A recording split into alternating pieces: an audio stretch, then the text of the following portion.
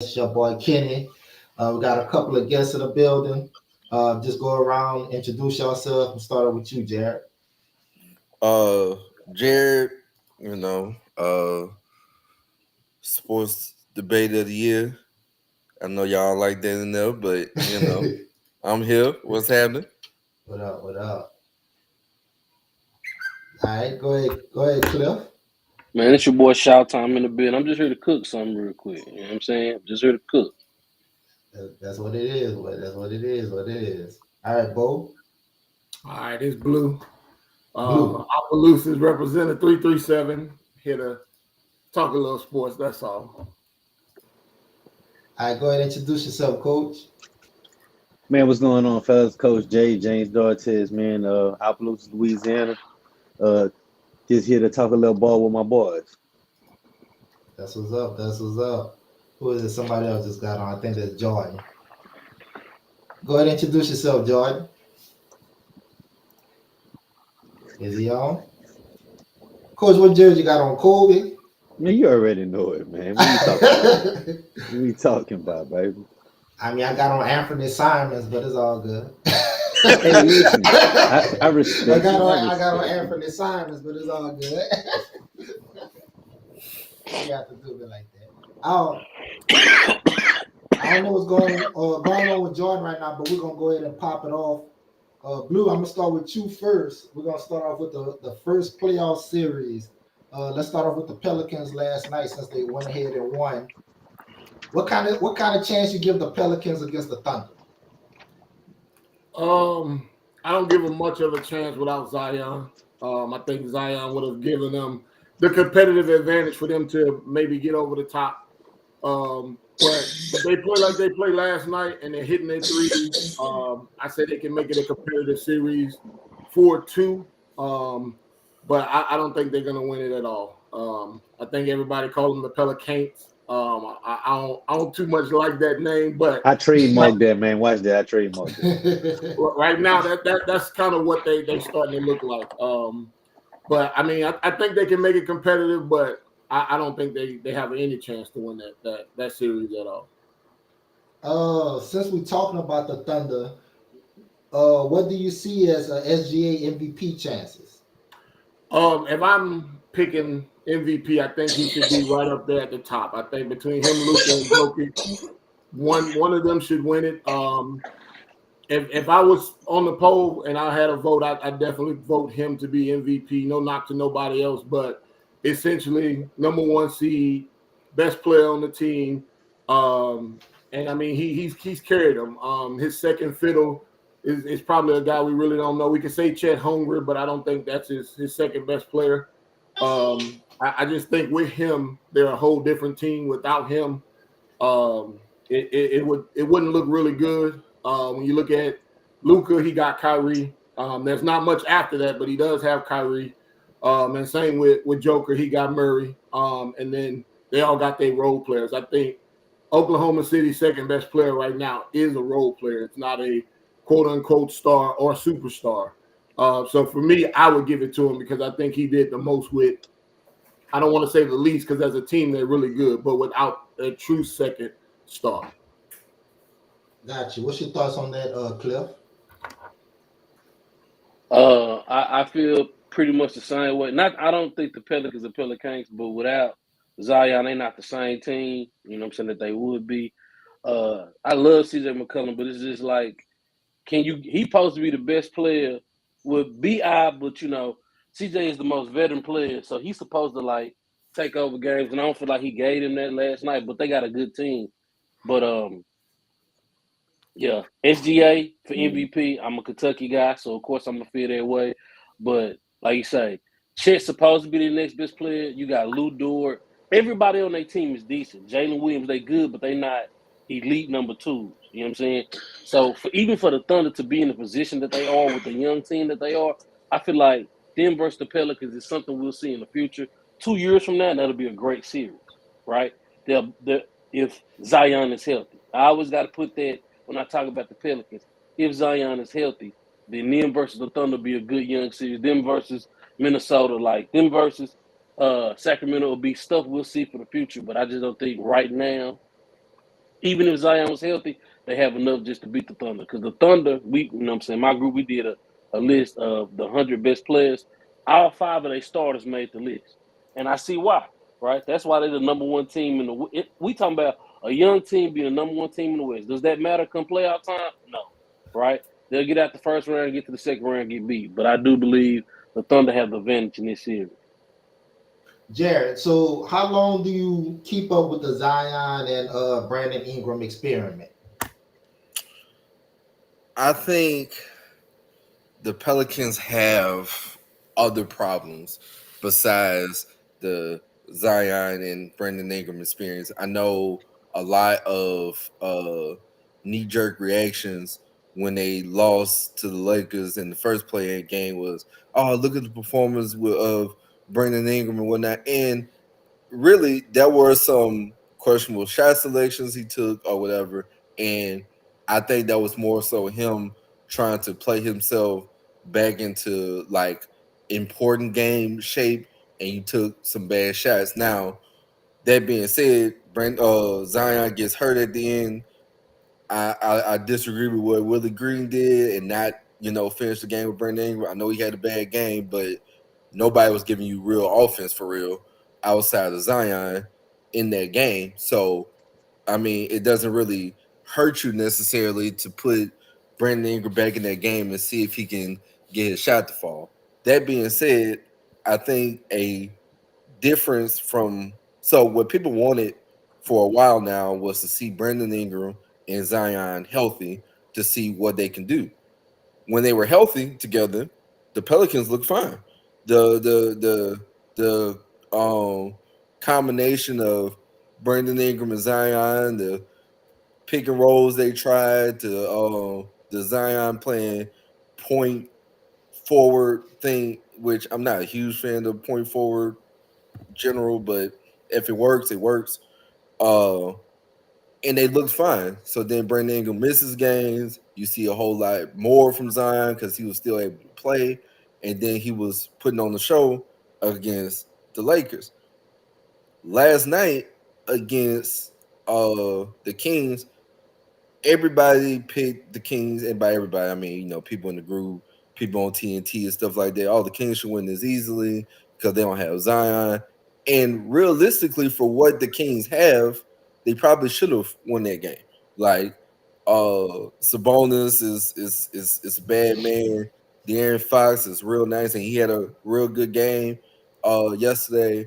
But it's just they couldn't stop anybody for sure. And Brandon Ingram played well, but I think the difference maker was that they properly used Jonas.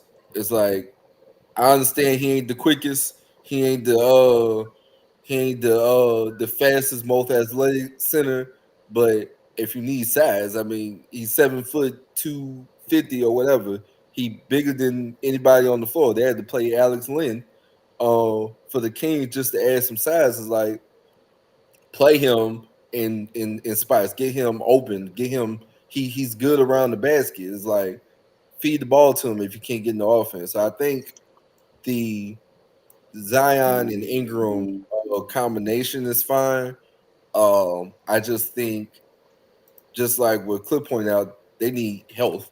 They need to be able to do this again next year. Zion plays 60 plus games. Even Brandon Ingram missed the last 2 weeks. He still played 62 or 60 plus games. It's like it works. It's just, can we do that again next year? And can we build on that? I don't know. Health is a question. And when people's like, oh, well, they should move such and such. For who?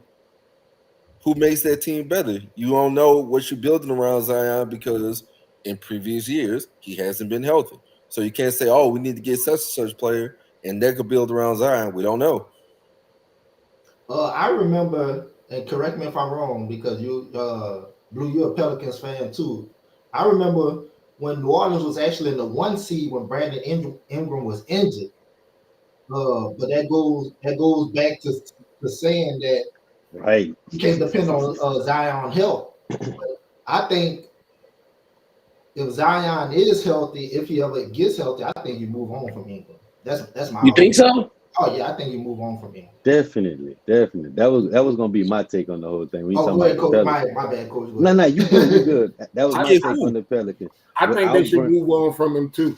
Yeah, without Brandon Ingram, you had them one seed. And when I told the Pelicans fan when they celebrate this early season success, I just said, just wait till time plays out. Because you counting on things that haven't happened. Man, Zion, this is the healthiest Zion has ever been. And then Brandon Ingram missed 2 weeks of the season. But they had four guys on the team that played over 65 games. Four of their five starters played over 65. Well, Brandon Ingram came in at 64 games. I had to look that up last night. CJ McCollum played 66 games. Zion played 70 games. Herb Jones played 76 games, which I really like Herb Jones. I'll say that. I really like Herb Jones. And I made a post in the group. I mean, the Pelicans have some really good pieces. Brandon Ingram's the odd man out. But here's the thing. Do you really bank your franchise on Zion's health? I mean, he's shown that one thing that he can't do is stay healthy. And it's not his fault. He is one of the most dynamically explosive athletes we have ever seen. Like he's Charles Barkley mixed with LeBron. His body it just fails him. I mean, we always look at the highlights of how high he jumps, but we've got to remember is the impact, is the landing. The guy's 250, 260, jumping 10, 12 feet off the ground, and he's constantly destroying his joints. That hamstring injury he had, that is an explosive injury. That's not no fluke injury. That's not him stepping on an ankle or rolling. That's a dynamic, explosive injury. So they're going to have to come a point where they're going to have to make a decision. CJ McCullough's 32 years old. I don't think you're going to build around him. Brandon Ingram, again, it seems like you're better without him when he's not there. But what do you get for Brandon Ingram? And then you have Zion. Do you attach your franchise to a guy that's shown that he really just can't stay healthy, whether it's his fault, whether it's the weight, whether it's the explosiveness? But what can you get for Zion? I think if you can get 5 picks for Rudy, you can get 6 for Zion. But that's just my personal opinion. What up, Nelson? What's good? What's What's good? up? What's good? I hear y'all cooking up already, man. Well, you want to give your take on this Thunder and Pelicans series? Oh, Yeah. OKC wins it. My bad. I forgot that part. What'd you say? I started taking OKC in a gentleman's suite. Absolutely, and I agree with you 100%. Hey, but first thing, man. First thing, let me go ahead and say R.I.P. to all the Kendrick Lamar fans out there. R.I.P. to y'all niggas, because them niggas is in shambles right now this morning, bro. I don't know. This niggas Hey, Drake did come up with he cooked up something nice. yeah, R.I.P. to all the Kendrick fans, man. I know them niggas in shambles, but OKC Pelicans, I'm gonna have to go OKC as well because I feel like they got a good matchup with the Pelicans. Um, Due to Zion's injury, um, it's just a bad look right now. Like I really like the Pelicans throughout the year, but with the injuries, they just had the worst possible luck. Coach got a good point talking about it's a dynamic injury, and I do agree with you guys that Zion will probably flourish going to a different team, going to a different city, different food, different scenery. For some reason, I could see that nigga being traded or something and actually doing better outside of New Orleans, and that's fucked up. I feel bad for I feel for Pelican fans, everybody who tried to ride with them throughout this whole time, but something is just not right with the situation in New Orleans. Maybe it's the food, like people joke around and stuff. They always say it's the food, but nigga can't stay healthy out there. I mean, he had pretty much a relatively healthy year this year, and Yeah. still look how it ended up right before the playoffs. It's really unlucky, and I'm sure we're gonna touch on this later, Kenny, with Jimmy Butler, right when the playoffs start as well. But some of these niggas is just the worst possible timing ever with the injury. I'm an OKC fan since the inception of the franchise. That's 2016, so it's been about like 12, 13 years, something like that, since the franchise was created. So I went through KD, uh, getting Russell Westbrook, saw the James Harden trade getting traded away when he should have traded fucking Ibaka. I watched the whole revolution, and seeing this new team and a new young talent. I got to shout out Sam Presti. Sam Presti is the GM who came from the Spurs and Greg Popovich's tutelage, so he came up under them. And he got to see how to build and do franchises. And interestingly enough, the two top young talented teams, as far as just young, the age range of young teams, it's the Spurs and OKC. So I don't think that's a coincidence either.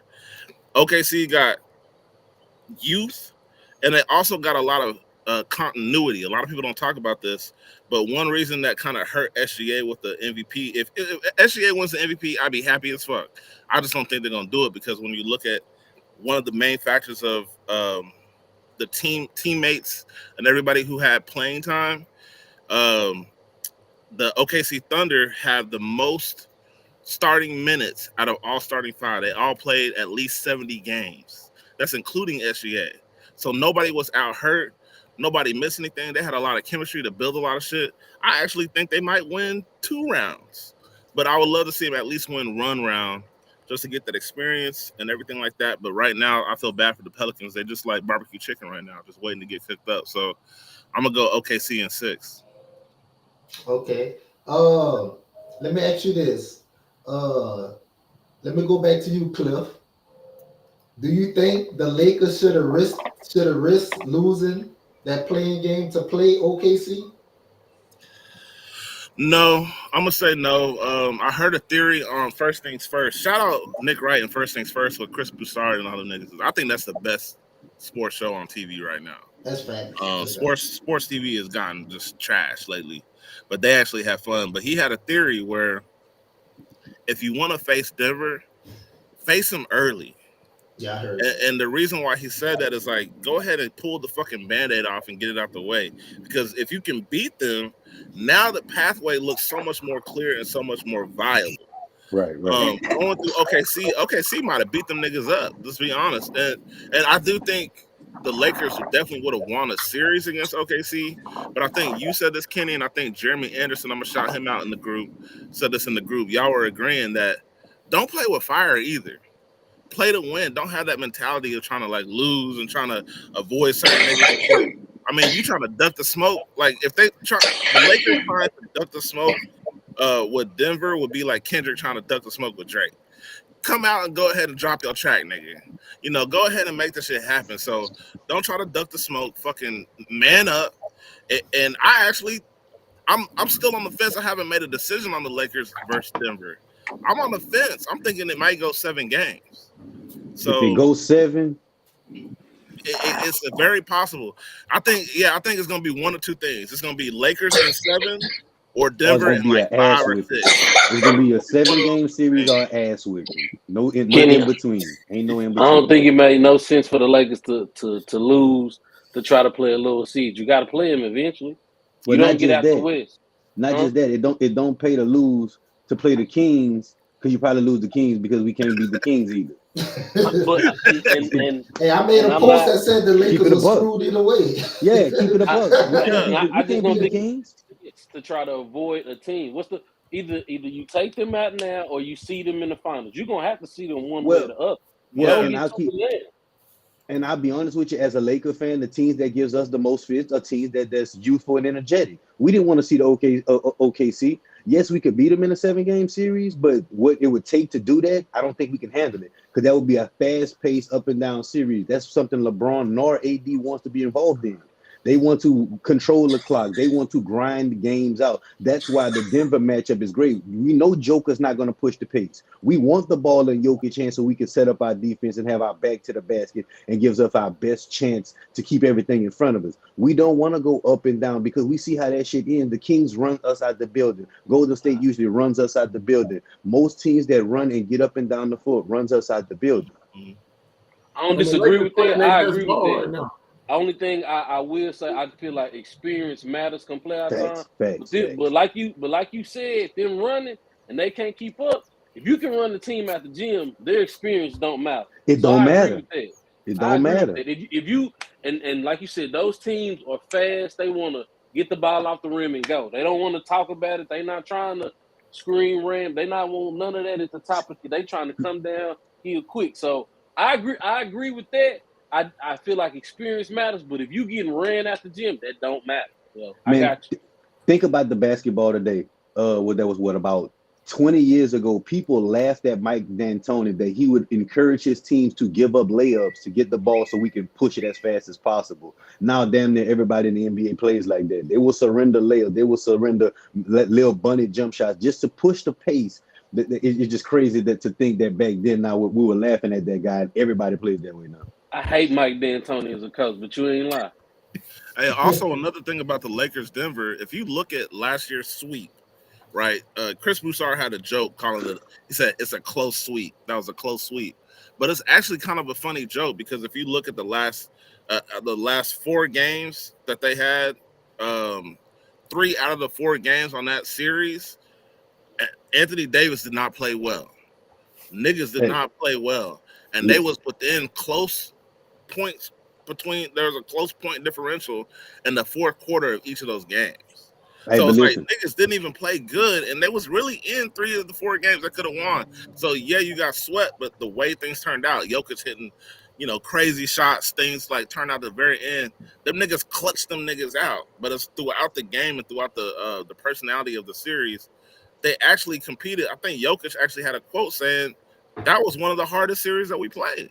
Hey, I don't. Hey, man. That's something I don't get, man. That only to me that only works for LeBron. Cause Jared, you remember when we made it to the Western Conference Finals against Golden State? Portland, We was beating yeah, them yeah, yeah, all 4 games into the fourth quarter, but we still got swept. I didn't yeah. hear any. Hey, I didn't hear any of that. Or it was a close sweep. Right, It was right. A this and sweep is a that. sweep. Yeah, a sweep is a yeah. sweep, bro. But Yeah, you can't They did say that. They you on wanted that. Portland to You on that. build. That's one of listen. the reasons why they wanted them to get more players. I heard that a lot. Like they're on the cups. They're Man, right I Hey, there. didn't. listen. I didn't Don't hear be fooled by that that. shit.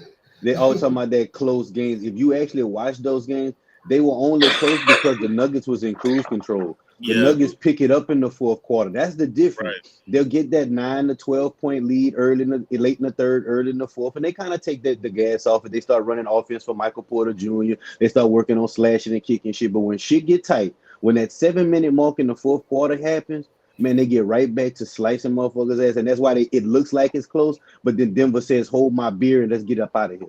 And So then how do and we they view did Mike that, Malone as a coach? they did that Top for five, the playoffs all last year in playoffs. They will get in other series the same thing that happened when they played the Suns and the Suns got a game off them, and then that last game, boy, they made the Suns look like children. And so exactly. And so I if you're a Lakers fan, if you're a LeBron fan, if you're a person like Nick Wright who's a fan but also a media personality, I understood his breakdown of why he picked the Lakers this year. However, even if they don't get a chance to run up and down the court, man, Jokic is still Jokic. And so the creation he can make from the post, from the perimeter, from the mid range, from whatever he's doing, and making people like Eric Gordon and Michael Porter Jr. important in whatever series they in. And to Michael Malone credit, he is a person that at least last year shown that okay, I can try to take advantage of certain type of matchups with certain players. Like okay, we go get Eric whoever guard Eric Gordon is too small that they can't keep up, and we know he's a tremendous athlete. Let's get the ball to him early, and you might go a quarter and a half, and Jokic might only take 2 shots, and Yeah. then by the time the fourth quarter rolled around, he got 40 points, 9 rebounds, and 14 assists. Like, man, when did this happen? He just had 2 points almost at halftime. It's Yeah. like, Nah, Tyrone, you supposed to be in here, nigga. Ain't you supposed to be in the Tyrone's debate? Hey, scared, bro. bro. Ever No, since no, that no. last podcast Tyrone was on, he been Nah, scared, bro. man. We only want people that actually know what they talking Hey, about, mute that man. nigga, man. Mute that nigga Hey, unless he's pulling up, but man. honestly, Mike Malone doesn't get enough credit. When we talking about NBA guys, you know what I'm saying? I don't look at just the athleticism. I look at execution. And Denver executes probably the best in the NBA. When it comes down to execution, I think of Greg Popovich, I think of Eric Spoelstra, I think of Rick Carlisle, and I think of Mike Malone. Because you can tell by Greg how crisp the offense runs. Everybody runs the same thing, but from backdoor cuts to the different actions that he have off of inbound screens to the plays after timeout, Mike Malone doesn't get enough credit about how well he's coached the Denver Nuggets team. So do you feel like what does he need to do to be a Hall of Fame coach? Or He's is he a Hall of that Fame oh coach already? it's Oh, it's over done. with. It's That's done. done. You got to Yeah. oh think yeah, he about got it. that. When he took over Denver, what 5 years ago? He took over Denver. Something like Mhm. that. Yeah, they hadn't gotten past the second round in the playoffs in what 3-4 years before he took over. Right. And since he's taken over, he's had a 2-time MVP. I mean, he's had to play with different role players. I mean, his system is a system. I mean, you've seen guys leave from there, get big paydays, and you don't hear nothing from him. It shows his system and a testament to how Joker, has flourished. But he's made a consistent, perennial championship contending team. I mean, the guy has won a ring. I mean, he has an MVP. I mean, has a Hall of Fame career. I mean, there's nothing else he needs to do. I mean, I don't think he's unquestionably the greatest coach in the franchise history. So let's just start off right there. He's the greatest coach in Denver Nugget history. So that right there should get him in the Hall of Fame. So. Do you think they're gonna miss Bruce Brown? What's his name? Yeah, Bruce. The nigga that left. You hear what you just said? Yeah, you hear what you just said? What's that Bruce, nigga's name? what's They that? gonna miss Bruce Brown. Maybe Brown not against the made Lakers. I'm talking Lakers about throughout the players entire unplayable. playoff run, though, because he was pretty vital as far as like energy. Bruce Brown was solid. Bruce Brown was solid, and even when they got a white boy that took his place, right? Christian Brown. When we talking about high level basketball, they didn't lose a superstar. Did the Bulls miss Horace Grant? Did the Lakers miss Derek Fisher? No, that's what I'm saying. Like, did the Lakers miss Samaki Walker, Devin George? Like, nah. I mean, he played his role. Don't get me wrong. He played. They had replacements though. You had Kukoc, you had Rodman. You know what I'm saying? Horace Grant leave, Rodman come in. Exactly. Who was the nigga role that he came played in? against the Lakers was crazy. He practically made D'Angelo Russell unplayable. Like, but that's a low bar. So, but I'm about to say that was a low bar last year. Player to do those things, they're gonna miss him, especially in that first series. Now, after that, there's not a lot of other teams that may be able to push them in that manner. But maybe like a Western Conference Finals with the Mavs. What do you think? That's the you only need other rebounding. team. You need rebounding. You need. That's the only other team. Right. To Coach's point, they have a system in place, so they won more games this year than they did last year. And I think Denver looks better this year than they did last year. Bruce Brown got his payday. He went about his day, and he played well. I played fantasy basketball this year. I had him for a stretch period when he was in Indiana. As soon as they traded him, I dropped him because he's not. That's not a role for him in Toronto. So cool. Hey, but see, that goes back to my theory, right? That shows he leaves a system, and now you don't hear about his numbers decline. Did he drop. make a mistake? Did he make no?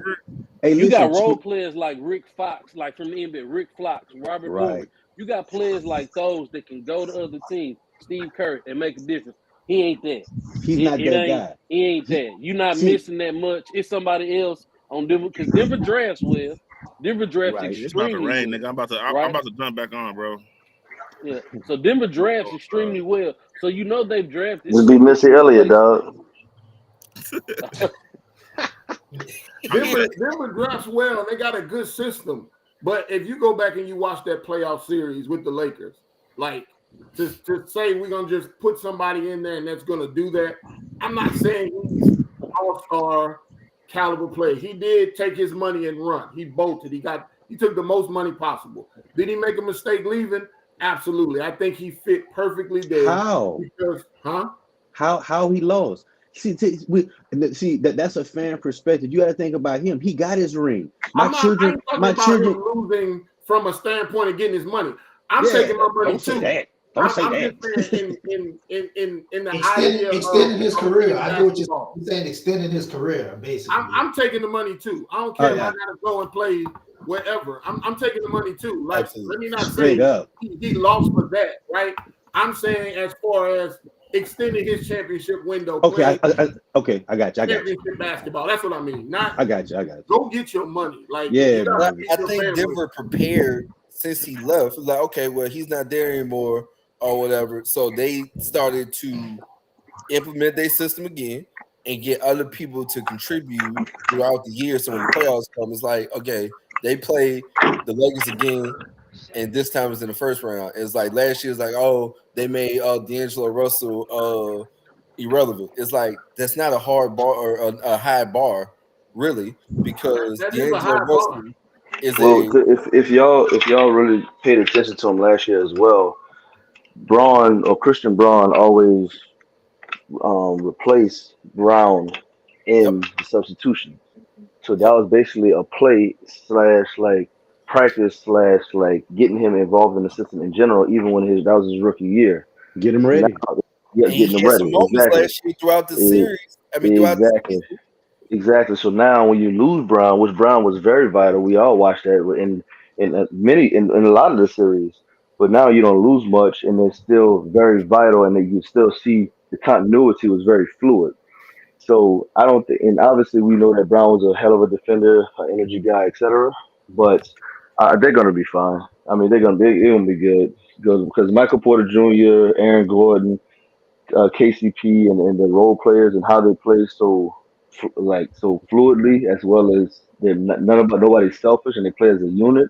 That's why Denver's so dangerous just across the board. Right, And right. also, The way they play ball is fascinating, bro. Because Aaron Gordon was never looked at as a team first guy. Let's just be honest At, about it. at He was all. never looked at as but now his maturation as a basketball player. That again, that's Exactly. another credit to Mike Malone and his system, man. They shared the ball. It would kind of remind you that that 15 to 16 Golden State Warriors, where they're not Yep. scared to make that extra pass. They're not scared to pass up a layup to get it to a guy in the mid post who's going to kick it out to the corner three that's wide open. Or the You know what I'm saying? Spurs. It is great to watch their basketball. Or It's the been Spurs. fun to watch it. Think about it. When he left Orlando, everybody pretty much like, oh, his career is over. He's not gonna be much. Yada yada blah blah blah. And he literally was a resurgence of how he played on KD, how he played on Bron, the defense, everything. Right, Just right, how he right. played and fit into his role. And he had a lot of big moments as well. So Mike Malone, just in general, I think he had a hard on a little bit too much for the Lakers. It felt like him beating the Lakers was more so the championship. I just felt like he brought them up a little bit too much. And I understand, of course, the dynasty aspect and how prestigious the organization is. But Right. it just there should be a testament as well to how what he's used because a lot of people saw Michael Porter Jr. as a bust. We remember his back injuries and how much he was in and out of the lineups, and we all can remember that as well. And would he be? Everybody said that he's going to live up to. When Aaron Gordon got traded over there, was that a good move? Jamal Murray coming off an injury, should they have kept him? Jamal even asked, "Are y'all going to trade me?" It was just a lot of experiments that went right, and health was a big component of it. In addition to Jokic playing out of his mind, it was a perfect storm. But Mike Malone as well, a testament to his coaching. Now, let me ask y'all this as well, because me and my boy was talking about this. Just a sidestep while we're on the topic of coaching. What are y'all's metrics, or what do y'all see? And I have an idea of some of y'all's answers already, but I just want to hear it. When do y'all put it on the players slash team versus the coaches? And here's what I mean. When a team is playing well, or when a team is playing and is doing this thing. Now, right now, we're crediting OKC and we're crediting the youth, SGA and the movement, etc. No talk about the coach. Same way with Orlando as well. Same way with Indiana, etc. And Minnesota. But we're looking at Mike Malone. Like even though it's a tandem right now with Mike Malone in Denver, when do we transition as far as the conversations to where it's coaching to the team playing well, and the coaching as in addition to that, or this is good coaching or this is that. So I just want to hear y'all's answers to where because obviously we see what Doc Rivers is doing with the Bucks as soon as he's taking over. So that's an example. But what is y'all's metrics or what do y'all look for to where we give it from the team to the players to the coaches?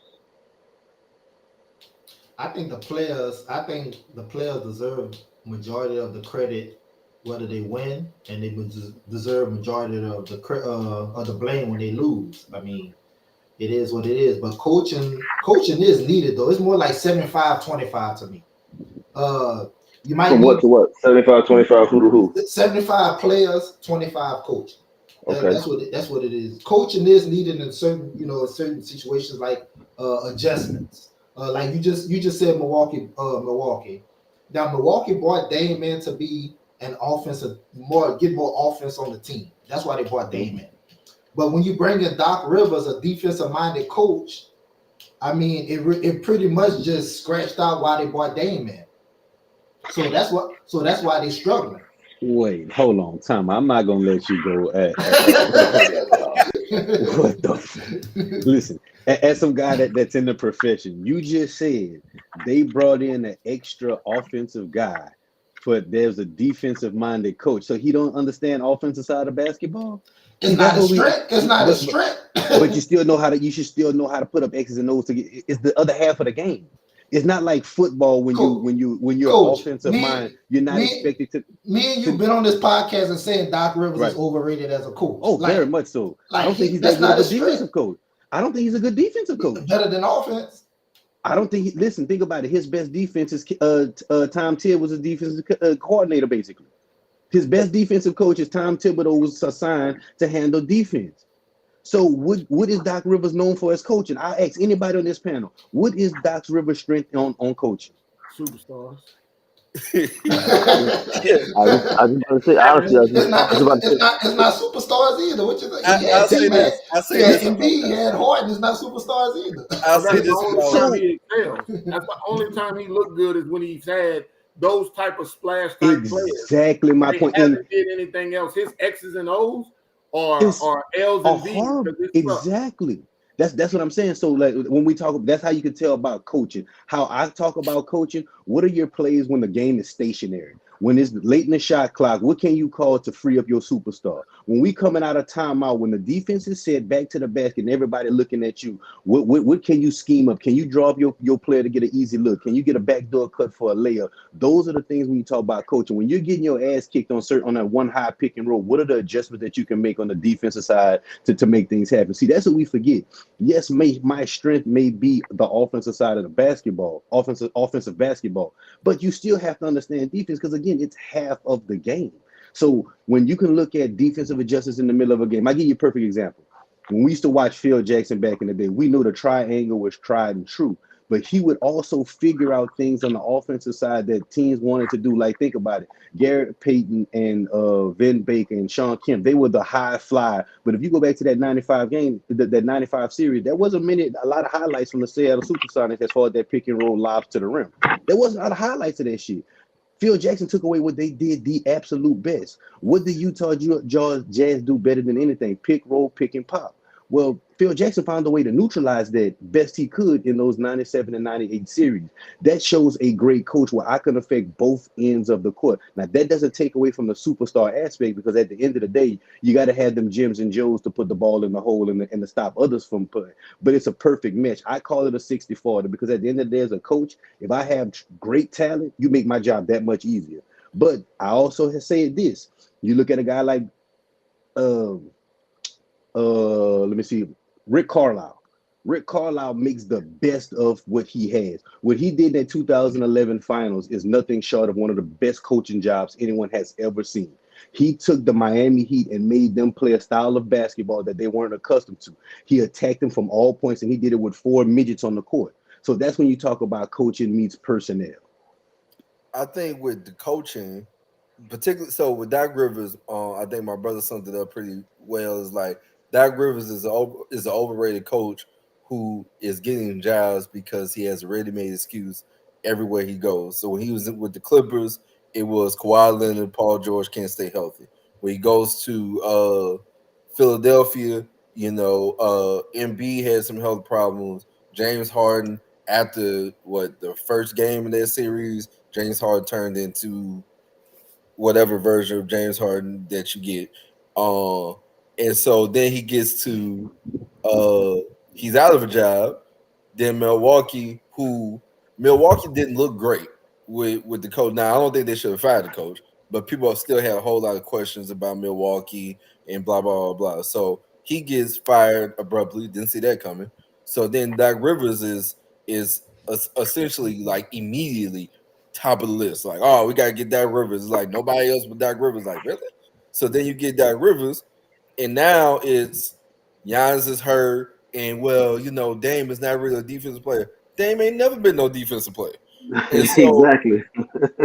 so I get it. Now, as far as who takes the blame and who don't as coaches and players, I think it really depends on the team, and more so like, especially like in the playoffs, it really depends on the series. So Mike D'Antoni had the best version of James Harden because James Harden got to run that Mike D'Antoni offense, and you got all these points from James Harden, and even And the touch fouls. even in those years, James Harden had good assist numbers. I think one of those years, I think he averaged like 9 assists. So he was moving the ball. He was a high turnover player, but he was still getting the ball in the basket, and he was drawing the fouls. And I know people were critical of that. I was critical of that. Once James Harden left Houston, he immediately had to change how he wants to play point guard James Harden. He don't need to score all these points. But by the time he got to Brooklyn, he was out of shape. But it's like, As a fat suit, man. yeah, it was crazy. It was crazy how big he was. It was wild. But in Houston, when he got to the playoffs, people was like, well, James Harden chokes and whatnot. And here's the funny part. James Harden don't perform necessarily great in the playoffs, but it's not him choking. It's James Harden playing like James Harden. It just doesn't translate to the playoffs. It's like drawing fouls. You don't get the same whistle in the playoffs. When in that series when he had Chris Paul and Chris Paul went down, and they still had the opportunity to beat Golden State. That team as a whole missed an absurd amount of 3-pointers. 27 threes were missed. I can't blame that on James a lot Harden, of them. but I can't blame him on other people missing. But his body language was horrific when Chris went down. And he was still chucking them up. It's like James Harden can move the ball. You got a good assist numbers. Why do you insist on being, I'm gonna draw this foul? It's like you're not drawing those fouls in the playoffs. And we've seen that year after year. So why not when the playoffs come, you do other aspects of your game. So then he gets to Brooklyn, the thigh injury, the hamstring injury, so he's not really available for the playoffs. Okay, now he wants out or whatever. He goes to Philly, which apparently that's where he wanted to go originally when he left Houston. So okay, now he in Philly like he wanted. And he plays well. First of all, when he got to Philly, he was hurt. He had some big games. Yeah. First of all, he was hurt when he got to Philly. So he didn't even start off like when he got traded. He missed several games after that. And then, okay, he's playing well with Embiid, supposedly, because he got good numbers, Embiid, MVP, whatever. Okay, it looks like it's gonna work. We get to the playoffs, man. We got it, man. We got James Harden, we got Embiid. It's gonna be fun. James Harden in that first game, he went to Houston, James Harden, man. And then thereafter, he was just there. And he looked terrible. His body language was, again, terrible. And then he was mad that Daryl Morey didn't max him out. It's like, even if it's a handshake agreement or a voice agreement, ain't nothing on paper. And that might have been the agreement that was made before we got to the playoffs and we seen how you perform. And so now I'm not trying to max you out. Let me ask something. I want to ask this question to Jared and Jordan. I want to ask this to Jared and Jordan because I remember going at it with both of y'all about this topic I'm about to bring up. Okay.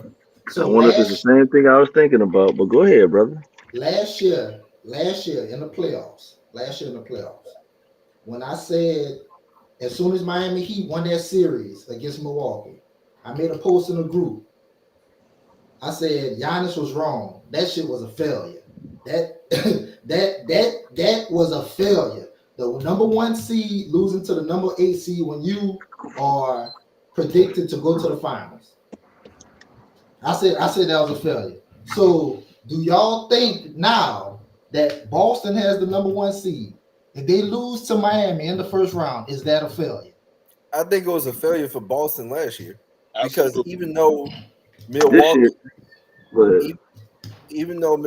was, the number 1 seed and whatnot, people still look at Boston as a team to beat because the year prior they went to the finals and faced Golden State. So Boston still should have been looked at like this high level team. And the way that they lost against Miami, I think, was a big failure. So this year, if they lose to Miami with no Jimmy Butler, particularly with no Jimmy Butler, and here's the thing about Miami, I don't think they run through Jimmy Butler for real. It's like they showed the numbers last night, and they're about what and what. The defense doesn't change drastically. The offense doesn't change drastically. Jimmy Butler missed a bunch of games last year. I think he missed some games this year. So Jimmy is Jimmy Butler. I mean, you know, in Hold on. series last year he made a huge impact, and then in the finals, not so much. This year, they were able to play without Jimmy Butler for games and stretches and so forth and so on. So I think even though without Jimmy Butler, and I don't think Jimmy Butler is a superstar, uh, I think if Boston lose that series because they still got Jason Tatum, they still got Jalen Brown, they got Brazingas, who's supposed to be this huge upgrade, and blah blah blah blah blah, and they the team to beat. They got Drew Holiday, they just extended him. It'll be an epic failure, and I'll say that because y'all just super max Jalen Brown. So at some point, y'all gotta get over the hump, man. Y'all can't just keep making to the mountaintop. Hey, I can understand. Okay, you said last year Boston was an ultimate failure, epic failure. I mean, I would understand your point if they would have got swept in the Eastern Conference Finals, but they didn't. They won. They actually won 3 more games, and then not Jalen, Jason Tatum, he got injured the first play of Game 7. But you said he got injured. Giannis did too last year. Hold on, That's hold what on, I hold was on, about to say. hold on, hold You on, gonna hold act on, like hold on. Giannis didn't get hurt? Hold on, hold on. That's my point. That's my point though. Okay, so you can't sit up here and say that Milwaukee didn't have an epic failure by losing in the first round 4-1, and the game that they actually won, Giannis didn't even play. You Hey, can't sit up here. You can't say hey you man. can't. He Hold on, had a hold on. leg Can, injury though, so can we? that Hold Hey, on, can hold we? on, Hold hold on. on. Let me Wait, finish. wait. Hey, hold on. I let him get his Well, whole rant. Let let me me cook finish now. first. Let me cook now. Let him, okay, let him finish. You can't sit up here and say that Milwaukee didn't have a failure, that they didn't have a failure when actually, and say Boston did have a failure. Well, Boston actually got to the Eastern Conference Finals, lost in Game 7. So this is what I'm saying. Either they both failed last year, they both had epic failures, or neither one of them did. You can't say one or the other. And that's and that's All and right. that's what I'm saying. So You cannot say one or the other. Either they both had epic failures, or neither one of them did. that's what I was about to say. I have to agree with you. I'm not in protest. You cannot say someone that lost in Game 7 of the NBA Finals had an epic failure of a season. Eastern conference Conference. I mean, that's finals. what I meant to say. Eastern Conference. You can't. That just don't compute. But again, Giannis got hurt, and you bring up that one game that they lost. Hey, bro, NBA teams can put that. Everybody gets paid. Everybody can win one game without your superstar. You can win one game without the guy, but he wasn't 100%. Yes, losing to a number one seed. I mean, losing to a number 8 seed as a number one seed is a failure, but you have to put that asterisk when your top dog is injured. Now you talked about Boston. Jimmy Butler being a question for this season, this series. If they let Tyler Hero beat him in a 7-game series, yes, this would be considered an epic failure. This would be considered an epic failure. That's literally. This Go ahead, finish, Jay. no, I was like, this should be one of the easiest playoff series. If Jimmy Butler's not good to go, this should be the easiest sweep of 4-game stretch of the Boston season. And that's the only thing I was going to say as well, Kenny, is that the biggest caveat that I was speaking about is that Giannis was hurt, son. And I said I Hey, get where hold you're on. coming from. Y'all saying Giannis was hurt. Okay, Giannis was hurt, but I think it was more of a mental thing than physical thing because Man, Giannis we still put can't up do his that. numbers. He had an We injury. I can't mean, do that, No, I'm man. saying Giannis still put up Giannis numbers. He Hey, still put up Giannis numbers. because not the he's an same way though. MVP because Hold, he's a goddamn freak of nature. You know what I'm hold, saying? So he's gonna get his points. But So let's not act like him being injured. He went from scoring 29 a game to 24. He went from going from 52% from the floor to 46% from the floor. He was clearly injured. He didn't have that same burst. He didn't have that same explosion. He wasn't him. He pushed himself through. Yes, he played hurt and still, again, he's a freak of nature, so he got his numbers off, but he was nowhere close to 100%. Kenny, what I was so going to add, I hold on, never Clip. said What I was going to add was the reason why I do agree with you that Boston would be a failure this year is because of the defensive dynamic that they have right now on that team with Derek White, Drew Holiday, Tatum Brown, Porzingis, and everything as far as how they've been playing and everything. If they lose to a Jimmy Butler list Miami Heat this year, that is going to be the ultimate epic failure. That's And not it's not. It better not happen. Ain't nobody is not. It better not happen. So what I'm saying is, in addition to that as well, what I'm bringing up is that with Boston, because they are one of the most complete teams that's in the league right now, and that's in the playoffs. So with that, and what I'm bringing up is that when you already have the team that's down, the primary player, and I'll say it, Jared, yes, superstar, I consider him to be one. And when they consider him down, that it's it should be the advantage for them, especially how they've been playing and how they've been defensively sound as well. So that's why the situations are different with this component of it compared to with that as well. Like Coach has said, like compared to the Eastern Conference or Game 7 as well. That's the difference with it. I get what you're saying and where you're going with it, but I don't think I don't think the two are evenly like matched out as far as the examples. That's just my thoughts on it. All I know is I got if a rebuttal. Boston lose, I got a they go be rebuttal. in shambles in the group. Yeah, I got a No, rebuttal. listen, the Celtics better not lose because how James been talking in the group and how reckless he been talking all season. The Celtics This are is gonna, their year. yeah, This is their year. They better win. That's all I know. they're And the gonna be most exciting.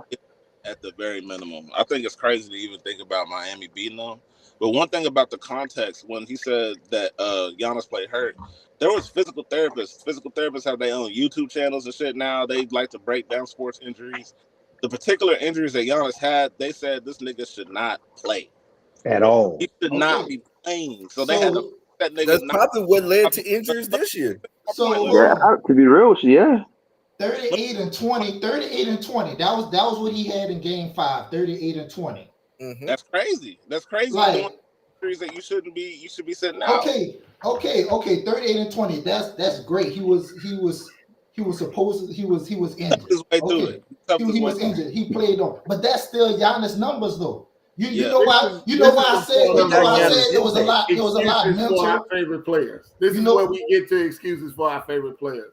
Like Nah, it, not if necessarily. we being honest, like what Kenny said, if it's good for one, it got to be good for the other. We can't sit up there exactly. and say you Exactly. can't do this, you can't say I that. wish Yeah, we can say physical therapist said you shouldn't play, but He and played. coach gonna nod when I say this. If you on the court and you're playing, we don't want to hear no more excuses. There's no yeah, I such agree thing with as you. saying I agree I'm with injured if you're on the court. If you're injured, then you shouldn't be playing. You shouldn't put your team at that disadvantage, right? Yep. So if he played, he played. It is what it is. If it's a failure for one, it got to be a So failure for so the So, other. so that brings I'm glad you you. brought this up. Hold on, coach. Hold on. I'm glad you brought that up because here's my beef with it. Here's my beef with it. Because apparently not only that with the favorite players with the fans, if you want to take that same context, were the same fans that also turned to doctors and Facebook doctors on the sidelines and said that Kawhi shouldn't have been sitting that long, that this player shouldn't be sitting that long because he shouldn't be that hurt. Oh, I think it's more mental. Oh, I don't think he's really that hurt. I think he's ducking this one. So just like you said that we've taken up our favorite players, fans, like I continue to say, we create our own metrics as well because of what we want to see, and we don't know the extent of these injuries. So whether we think that he was playing hurt or not, or whatever the case was, if he was on the court, he's doing it not only to sit out and fight for his team, but also to sit here and fight for the series. But now looking to see, like Jared just said, if that's now debilitating from him performing this year, we don't know the extent of that. So I get what you're saying as well, but it's always flip flops to where when we don't see what we like right immediately on the screen, we immediately create our own metrics, our own narratives, and our own ideologies as to what it should be, or maybe he shouldn't have been playing. And now, so now, if he didn't play, oh, Giannis did all that, he can't play through that, or he's soft, or it's going to be another right, narrative that's switched as well. That's what right. I don't like about our fans, and that's why I be so beefed out with a lot of our comments because we immediately take that road. We see players play through injury. Well, if he was hurt, he shouldn't be playing. And then we see players sit out. It's like, oh, he shouldn't be hurt that long. Well, goddamn, what's Mind the you, fuck one is it? I'm Because That's saying why I I'm said saying if he was they playing, can't there win just shouldn't in be no general. to excuse. your favorite player. That's all it is. I'm saying if he was Okay, so playing, there shouldn't be It's no the excuse same that he was narrative. hurt. well, Hold I'm on. Have It's y'all, the hey, same let narrative me, we give LeBron. When LeBron sit out a game, it's like, what the heck is he doing? We don't know the extent of his injuries. We don't know what he's doing. But it's a common theme. Yeah, When we do LeBron know. sits out a We game do. versus who they We play, do they be know. like, oh, he ducked. Oh, Hey, he big did fella, this. because Oh, we he did know. that. Huh? Because guess what? Because when real injuries, you show up on the injury report as ankle and knee, but when they say game time decision or coach's decision or rest or load management, it kind of lets you know exactly what's going on. Don't get me wrong. We hold our athletes to a standard, but then we forget there's a difference between excuses and reasons. And we're not making excuses. We're just giving reasons. Those are two different things. We Now, giving my And let me ask, excuses. We're giving have y'all, excuses. Giannis wasn't this. Giannis wasn't that. It was more mental than physical. It was this. It was that. How is Did that he an play? excuse? Yes, Did he he show up played. on? Did he miss time in an important playoff series? Absolutely. So wait, then that hold means he on, was hurt, hold correct? on. So that means hurt. Absolutely. When Mind he So you, how's missed that? time. But the mind Wait, hold moment you, he on. Wait, stepped on that court, You never. Wait, let me just ask you a question. So he missed time, correct? correct. So that means he had a legit injury. Correct. So it's not an excuse. It's a reason he missed the game. The excuse comes when he No, starts to no. play. No. No, because your word is, look, No, you listen choose what your word I'm specifically like I do. I'm You said when explaining he to you missed though. time. You said when he missed time. I said you're right. When he missed, he had an injury. Correct. The moment he got back on the court and decided I am good to play, is he still injured? So now we live in a fantasy world that where No, that's not no, hold fantasy. on. You never let me finish talking. So how you can answer a question if I ain't finished the question? If I Because finish the you're statement. starting with a fallacy. No. You're starting with a fallacy. I said so. You live in a fantasy world to where if you have a high ankle sprain, the minute doctors tell you you're good to go, you're 100% healed. I didn't say that. Well, so Where it's not did I an say excuse. that at? But no, I all said right. the So moment you get on the court. hold on. So you're still hurt when you're on the court, right? You're just able to play now. Absolutely. So you're still hurt, is what you're saying. that's So what I'm he's not getting saying. to. So if you're That's what still he's hurt, getting it's not an excuse. It's a reason. It's an excuse when you start to say, we lost because of this. Because if you were still unable to play, if your injury had you unable to play, you would not be on the court. That's why he missed time at the beginning. Right or wrong? Get what you're saying. Yes, Right or wrong? yes. That's why he missed. So if your body, we can get away from the fallacy and say anybody in the league is 100% healthy all the time. They all deal with injuries and fatigue and all of that stuff throughout the year. Everybody. So once you get on the court, right? You've made the decision. The doctors have made the decision that you are okay to play. Should then you have the excuse to say, well, I missed game 3 and I played game 4. I didn't play the same. I was hurt. I think it's called a fact. He had a 26-point triple-double game 4, and he had 38 and 20 game 5. I mean, I don't think you can use that excuse. That's what I'm saying. It's not an excuse. That's what I'm saying. It's not an excuse. I'm saying my point is it was an epic failure. I'll say this though. All right. If that's what you want to go with. The championship year for Milwaukee, I think it was the first round where he had the hyperextension of the knee, where his knee did some old nasty thing. And I think he ended up coming back either the next game or the game right after. And then, the rest of history, and he put on a ridiculous playoff final elimination game performance. He got them shots, man. Giannis is a freak of nature. Now, is his numbers the same impact? Because we seen that boy from I forgot what team, man. He put 50 points off the bench. It's like, and then they lose that game. It's like, that nigga's name though in the same sentence as Giannis. So the point that I'm making, these all professional athletes. But I'm saying the point that I'm making is that 50 points ain't give no impact. Hell, Devin Booker put up 70 points in the loss. He got 70 points though. It's like, so you tell me his numbers. Okay, hold on. So you talking to me like I ain't watched the game. This why I said at the beginning it was a lot of mental going on. Y'all remember when that tip ball went to Giannis and he hurried up and got rid of it? Like he didn't want to see the free throw line. Like it was a lot of mental to me. That's mental. Right. And that's why I say injury do play a part. Somebody on here, Terrell Smith made a comment. He made a comment saying Doc Rivers isn't a good coach. You can't win a championship with that coach. And that's context. That's not an excuse or anything, but it's actually knowing the difference between what the reason and the excuse is. Jared earlier was talking about you can't win with James Harden. I would argue there's a lot of context missing with that. Because if you can't win with Doc Rivers, you really can't win with Mike D'Antoni. if you go back and look at James Harden's career, Facts. if you really go back and look at James Harden's career and how it went, let's start back at Houston. You was talking about Houston. You Westbrook, Chris Paul come in. The context was his niggas got hurt. Chris Paul got hurt when they missed 27 3-pointers. Chris Paul was a part of that. Like that, his absence, the way they crumbled everything. There was two niggas in there that take responsibility for it. Then you go to Russell Westbrook coming to Houston. You really can't win with Russell Westbrook as the second best player on a championship team. It's not gonna fucking happen. I don't care Wait, what. hold No, on, hold no, no, on. I'm Wait a not done. minute. I'm not done. Let's go to 76ers. Then you go to, I'm go to Brooklyn. Brooklyn, they only had like a handful of games together because Kyrie didn't want to fucking take the vaccine. Then when you do take the vaccine, or when you do get cleared to play, other niggas is hurt. So he wanted to get traded. He's like, look, we can't even do what the fuck we came here to do. We didn't even get a fair shot at it. Then you go to 76ers. Embiid, you talk about he had a big game on that first game of the series. That nigga had a huge game on the third game of the series too. 45 points, 10 rebounds, 10 assists. Embiid was a nigga that was out hurt. Embiid was a nigga that shrunk in the big time on 76ers.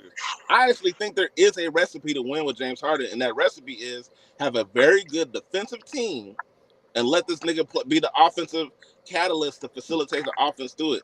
We've never really seen a full blast. I'm actually a little bit worried about the Clippers if for some reason if they can get their defense together, get Zubac and if Kawhi and PG can stay healthy, we might see a playoff James Harden that can win a fucking championship. I got the Mavs in 6, but I'm just saying if you look at context, the difference between a context excuse and a reason is logic. Just looking at how it all play out. It's not like, oh well, it's cool that a nigga lost. Kobe Bryant lost to the Celtics, and then the next year won against the Celtics in the finals. Both times he played through injuries. Both times he played through hell of injuries, and everybody gave him love. They gave him love in the loss. They gave him love in the win.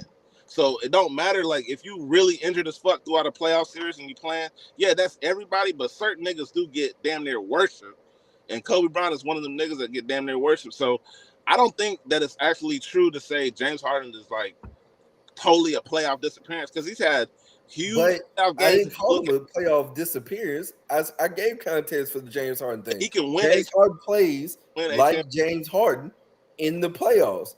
But the thing about playing like James Harden, the drawing the fouls, the getting to the free throw 13 times a game. But see, here's the thing.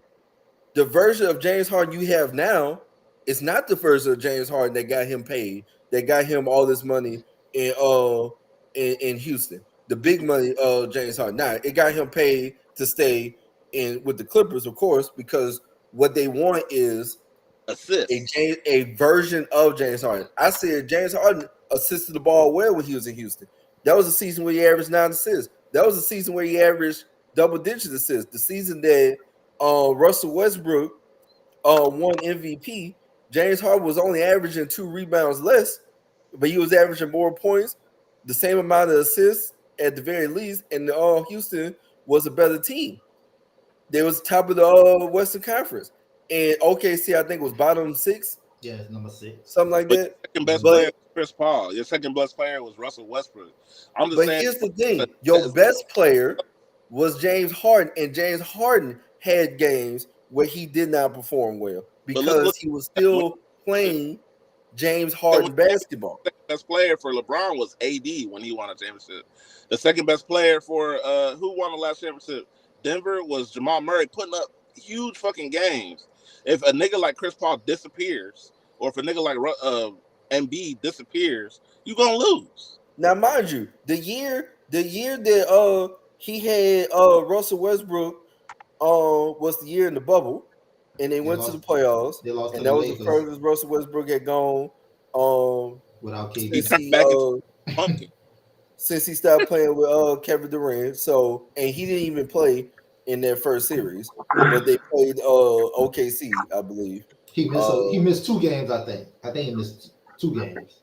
Only thing that I'm gonna say real quick is that I will never forgive a certain admin that told me if James Harden win one freaking title, he will eclipse everything Dwayne Wade has done. But I said, I stick by it. I said if James Harden would win the title and win Finals MVP, I would put him over D-Wade. Lost your rabbit ass mind. But continue, Jared. This is what I would say. Let me think about that because This is what I would say about the James Harden thing, right? This goes back to the original question that was asked when you mention players to coaches, right?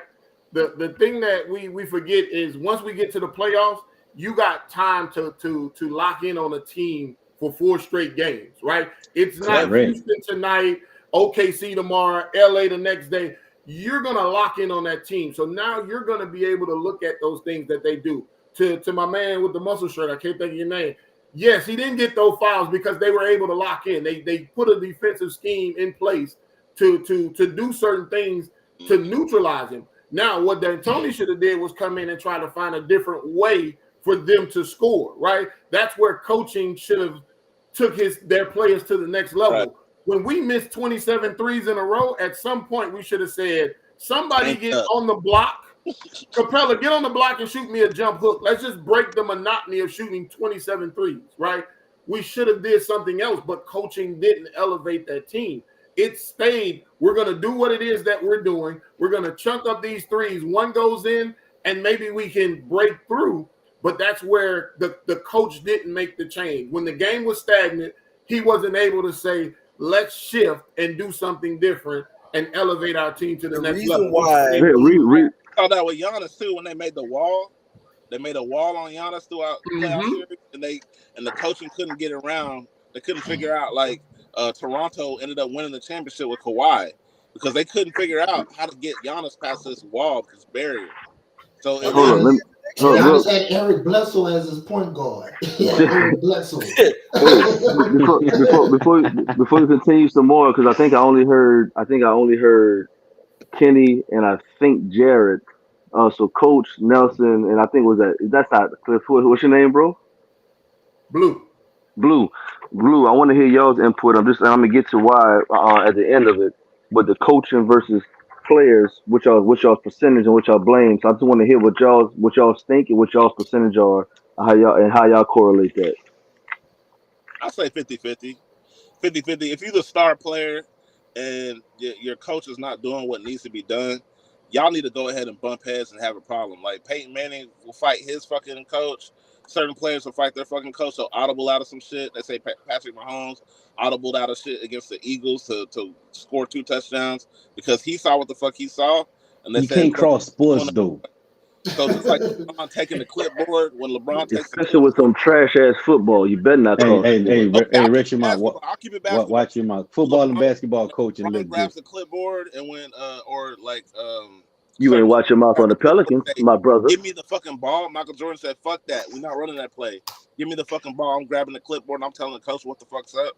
So it's 50-50. The coach, you're supposed to be the brain trust. He's supposed to be a general of an army and come up with a strategy. But a player as well, if you're the star player, the franchise player, you can call bullshit and say, nah, we're doing it my way too, nigga. We can fight later. You can do whatever you want to me later. But if they make a decision on who's got to go, it's going to be me against you. I know I'm staying. So if it's a Mike D'Antoni out there and James Harden need a punk of Mike D'Antoni, he need a punk of fucking Mike D'Antoni. Hey, can I just respond to that real quick, Jordan? Go ahead. All right. Coach, I'm going to come to you, Jared, because I know you're a little bit a younger Laker fan. Coach, you're a little bit older. The reason why I say 75-25, okay, before, I'm going to use Phil Jackson, my greatest coach ever. That's my greatest coach. I know some of y'all say Pop, I say Phil. No, that's good. The reason why I say 75-25, I'm going to use the Lakers as for example. The Lakers actually, I said 75 players, 25 for the coach. The reason why I say 75-25 because the Lakers, before they got Phil, they went to the Western Conference Finals. They was good enough to go to the Western Conference Finals. Right. Sometimes you need a coach to push that little extra 25%. Right. That's all you need, 25%. I think Phil first year, was it his first year or was it his second year?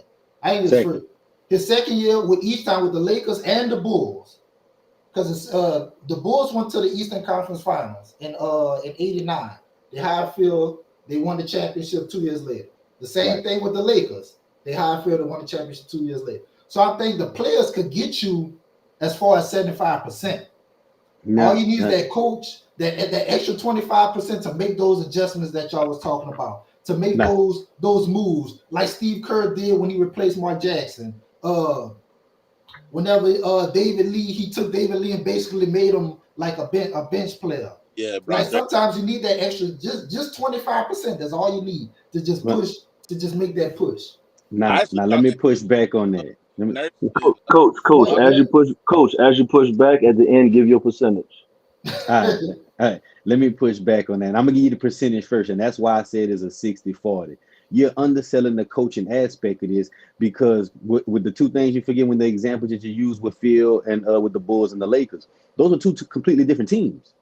When Doug Collins ran the Bulls, it was centered around Michael Jordan playing go get it basketball. He was facilitating. He was the man. Like the ball stayed in his hand 90% of the time. And I'm saying, and they still got to the Eastern Conference Finals. But hold on, but this is what I'm saying. He had to retool it. It didn't work. He took the ball out of Jordan's hand when they went to the triangle offense. Yes, the second pass went to Jordan, but it was no longer him bringing up the ball and setting everybody up. He had to go get set up and get positioned. Same thing with the Lakers. He totally rebuilt that roster because remember, Kobe was a bench player. It was Nick Van Exel. It was Eddie George. It was Vlade Divac. It was Shaq.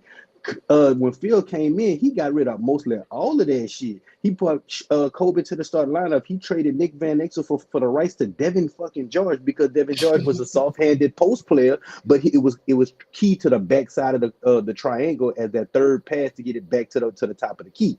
So remember that you know what I'm saying. So he had to get things that fit his system. That's why I say yes. The teams molded. That's why I give it that 40%. You can have great players, and if they're in the wrong system, they can put up a lot of individual accolades. They can put just imagine if Kobe Bryant was in a pick and roll system, one of the most skilled offensive players the game has ever seen. He probably averaged 35 every season he played. But being in a triangle offensive, triangle based system where it was predicated on space and him getting backdoor cuts and him getting switches on defense without the ball in his hand and movement and setting him up, it made him a more complete basketball player. That goes to the testament of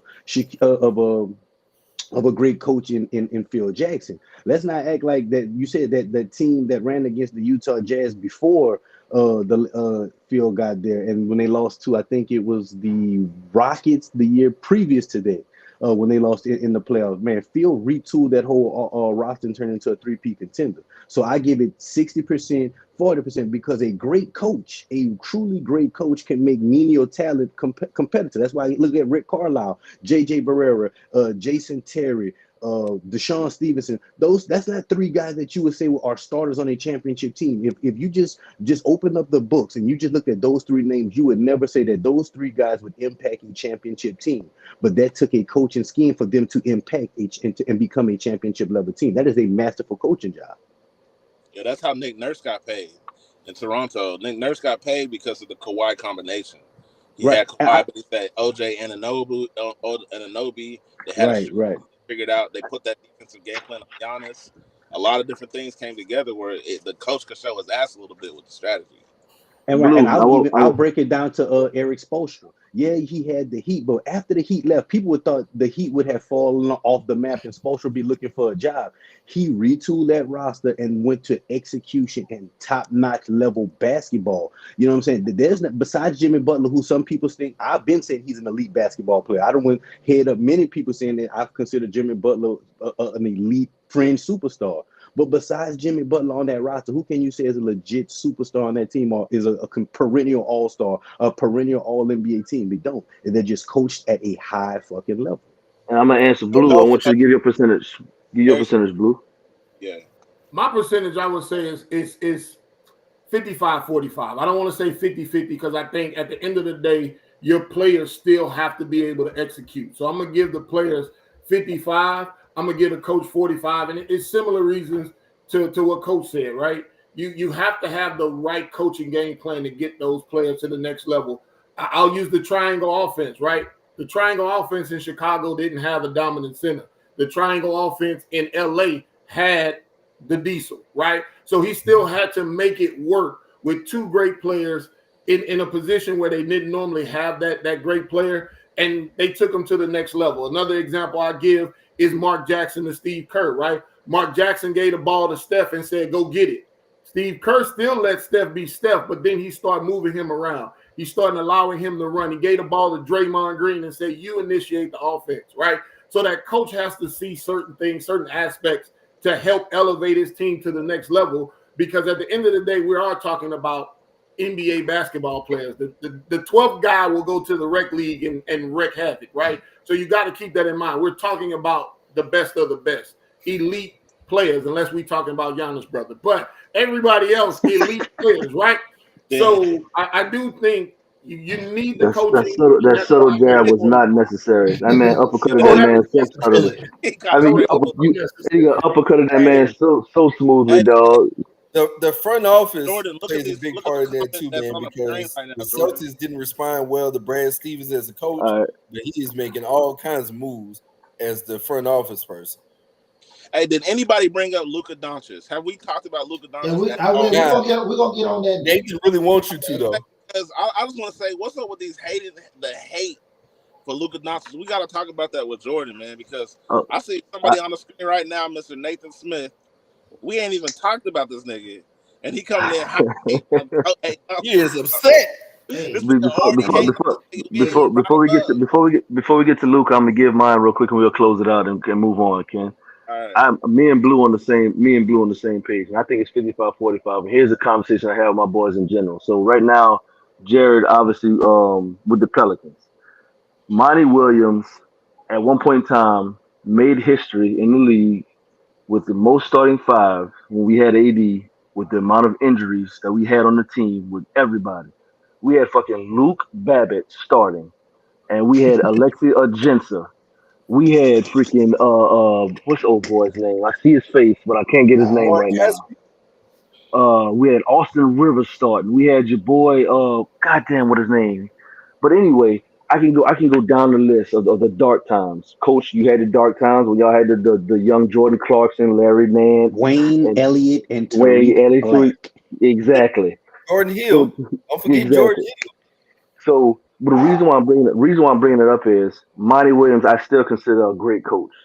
And right now, somebody say, "Oh, Monty gonna get fired in Detroit." Have we looked at Detroit's dynamics, the youth, as well as the team chemistry and the veteran leadership over there? All of those Hill. What play a veteran role.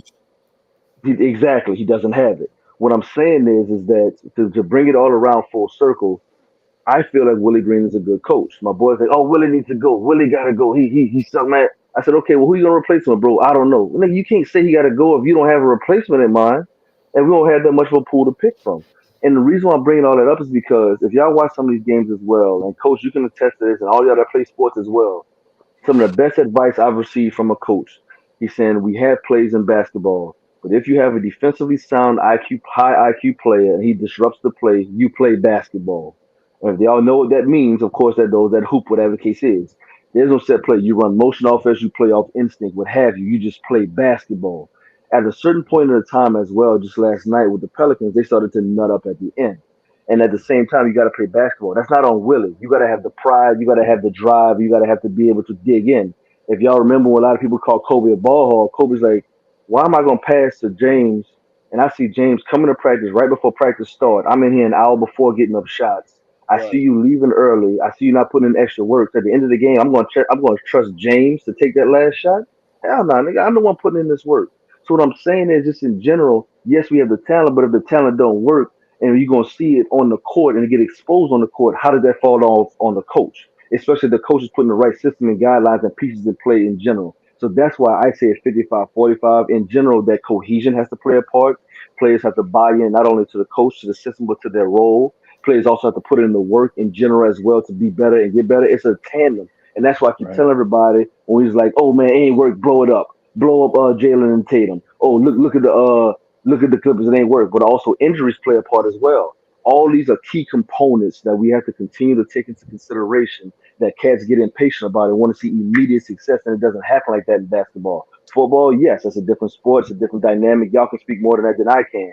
But what I'm saying is in basketball, I always say that there's many variables that you have to coincide and take into place. And that's why I asked y'all that question because it's crazy how it goes, oh, the players are playing great. It's the players. Well, damn, so the coach gets no love. But immediately, as soon as they lose them, who does it fall on? And I'm gonna finish it off with this, like Coach brought up, because that's what I was gonna end it with the Heat. Everybody expected the Heat to be trash, to be horrible. Now we've turned it into quote unquote Heat culture. One of the cultures that we've heard about was San Antonio and Memphis. Memphis is the grindhouse, and we know how Popovich gets down with his San Antonio offense and with his culture as well. But now with Eric Spoelstra, they look for quote unquote Heat guys to be able to fit into the culture. So I just wanted to bring it up just in general because when Bron tried to get Spoelstra out of there, I'm glad that Pat didn't let him do that because now we're seeing the fruits of their labor as well and the investment, not only in the investment in Pat, Zion exactly the investment in Pat as well. That things take time, and that's all I wanted to finish off with saying. And that's why I asked y'all that question because cats love to be able to blame coaches, blame players, but what's the percentage of? And that's why I always ask and bring that up. Go ahead, Ken. Did you answer the question, Jordan? Did you answer your own question? Yeah, Like I what said percentage? 55-45. I said me and Blue on the same page. That's what I started it Okay. with. Okay. All right. and Just making sure. why do people talk shit about Zion? Because he had 40 points. They were close in the game, and he got injured at the very end. Cause he fat. Coach, hold He's on. Hold he has the first all exclusive membership Ah, to Cafe Demond. He walks up there and shows his on. ID, and they give him Say, bro. 400 beignets to go. Kenny, move on to the next subject before I ask James out of this, bro. He goes to Tulane Medical every Tuesday, and they hook him up to an IV of gumbo. all right. All right. We definitely got two more topics I want to jump into, but We we gonna gonna jump on Nelson. We gonna get on Luca too, but finish off, Kenny. since Nathan, since he brought up your boy Luca. Yeah. So I got the Clippers winning this series. Like I told you last week on the podcast, Coach Luca is my season MVP. Right. MVP.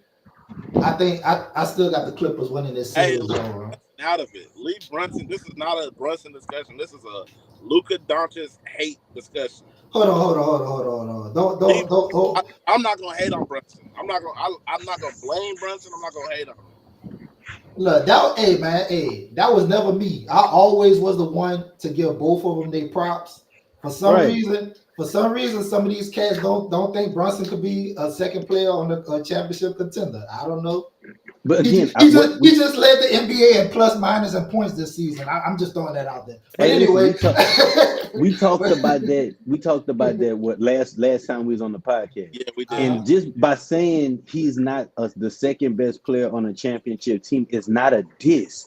That's not. You know how elite you have to be the second best player on a championship I program. know. Think about I what said that. he just led the NBA in points and plus minus. I'm just saying. Hey, no, I'm not saying he's not an elite player. And Bradley Beal led the league in scoring one year. Would anybody say Bradley Beal can be the second best player on a championship Bradley Bill program? ain't get to look. Bradley Bill wasn't the He got certified.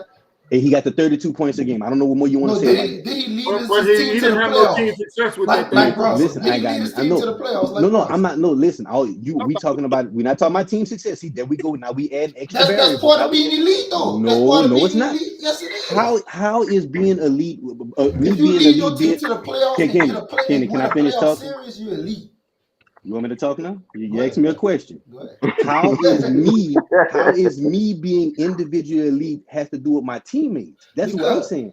No. you asking me, or you just talking? Yeah, no. I'm about to lay it out to you. Okay. How is me being individually elite dependent on my teammates? That's what I want to ask you. Okay, so I'm not saying he being individually just by the team. I'm saying that's part of it. He 28 points per game. He lead the team in points, assists. Right. Last year, he got to the playoffs. He got his team to the second round of the playoffs. This year, he's going to be all NBA. I say first team, probably be second team, but he got a strong argument for first team. Led the NBA in points and plus minus. Okay. Julius Randle, his second best player, has been injured. Like what I'm saying, from what I'm saying, you can say that he could be the same way if you say, okay, Luka, he could be the best player on the championship team. Mm-hmm. You could say that, right? Right. Because he has what? He's an MVP caliber player. Right. He got his team to the Western Conference Finals with Jalen Brunson as second best player. I mean, but he hasn't. He never actually. His team never actually been a championship contender. But you could say that by what he's done. You can And see that's what I'm saying. If you make it to the Western Conference Finals, you're a championship contender. No, I didn't just say that. I say he's an MVP candidate too. Right. Luka. Oh yeah. And I'm saying he leading the league in points this year. I'm saying you could say that by what he's done individually. Combine that with team success. No, I'm not. I'm not combining the team success. I'm just talking. We're talking about individual players. So I'm not looking at team success. You asked me, can Jalen Brunson be the second best player on a championship team? So I'm not looking at how he makes his player better, how what he did individual. I'm just looking at his individual talent. Let me. Do you think Jalen Brunson is on the same level as Kyrie? No. What you mean? People say Kyrie is the most skilled player ever. I mean, so that's kind of. But no, that's what I'm saying. But Kyrie was the second best player on a championship team as a small guard. Hold on, but as a big fella. Hey, just because you keep saying something over and over and over again, don't mean that negates what I'm trying to say. We're talking about Jalen Brunson as a smaller guard. That's what I mean.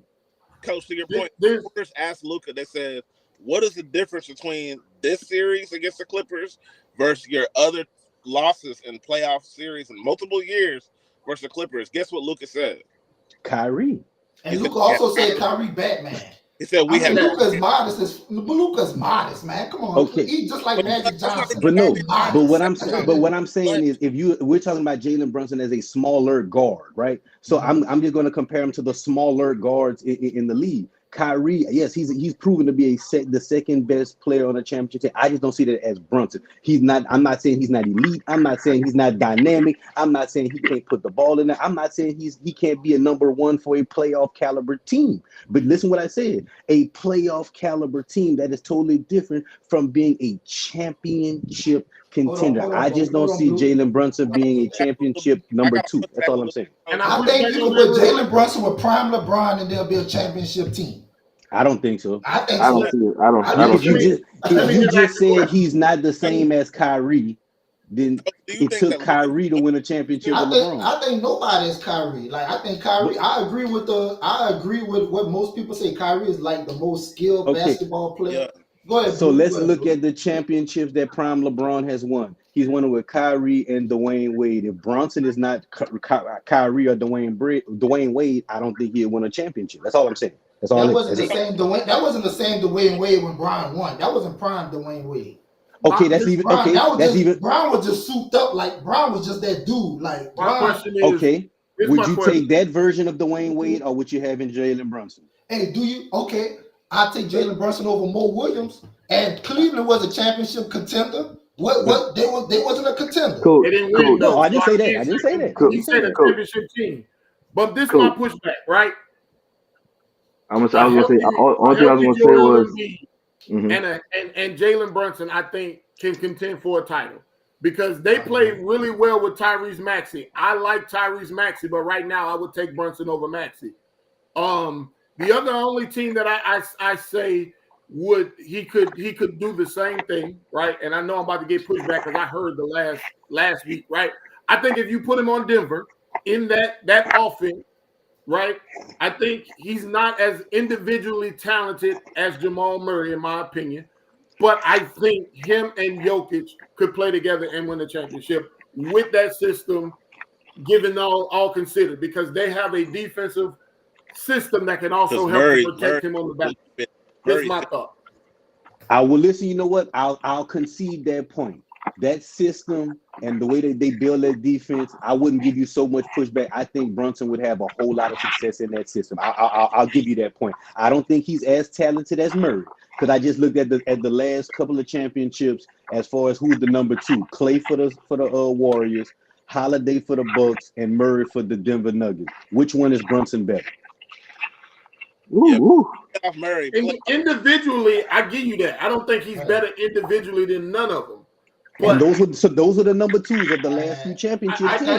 I get you, but that's why I said it, and it'll bring back into the old conversation. I think that coaching system, if he goes to Denver and Philly, because they have a solid defensive presence behind him, I think they could be it. I do think Maxey is going to be better than Brunson long term. I really like Maxey. I think he's a budding star. But right now, today, I think if you got to, all things be considered, we know injuries happen. You put him in those two teams, I think they challenge to win a title. But those are the only two I can say definitively. I will put him as the second best player and say they could win. I think if you brought up Drew Holiday with Giannis, right? I think what put people. Okay, Drew Holiday deserve a lot of credit, but which he did. But all he was doing was replacing Eric Bledsoe. I said it earlier. The reason why Toronto was able to build around that wall around Giannis, because Eric Bledsoe couldn't shoot past the free throw line. Hey, but Like, he didn't like replace Eric Bledsoe. He was a significant upgrade. Now, okay, let's yeah, not You sell yeah, got to it look short. at. okay. Let's not You got sell to it look at short. the other side of what he gave Dude was in up Milwaukee as top three for well. Like defensive player of the Drew year. He was a Holiday top three. covering 1 through 3, no problem. And we say, oh, defensive stoppers. There's I don't think there's no such thing as a defensive stopper in today's game because they don't let you be physical enough. But as a defensive adjutant, like he made things horrible for perimeter players, which also took away from their other side of the ball, which allowed them to get things a little bit more easier. So you can say he replaced them, but essentially it was like He going from upgraded. I mean, a I Honda say to a Lamborghini. I Like say it replace was because significant. they was traded for each other. That's Right. why I No, say no, no. I'm replace. with you. No, I'm just saying that. But that's not. I'm sorry. Let's not sell it short. Like you said, that's like going from a Honda to a brand new Range, dog. I know, Hey, but coach, we, coach, do you think that Luca can win a championship? Yes, All I right, so do. Luca can win a championship. He's never done it. How come Brunson can't be a second best player on the championship team? Because it's all a prediction. I don't have a crystal ball here. You just asking me my opinion. I'm just, I just We know hey, I saw him just know get the the NBA credit. though. We saw The some. last listen, I'm basing off this. Small players don't win in the NBA. That's why when it happens, it's amazing. That's why we give Steph so much love. That's why we give Zeke so much love. When a small player but wins in the that's number league, one option. it, We it talking about Brunson no, number two no, option.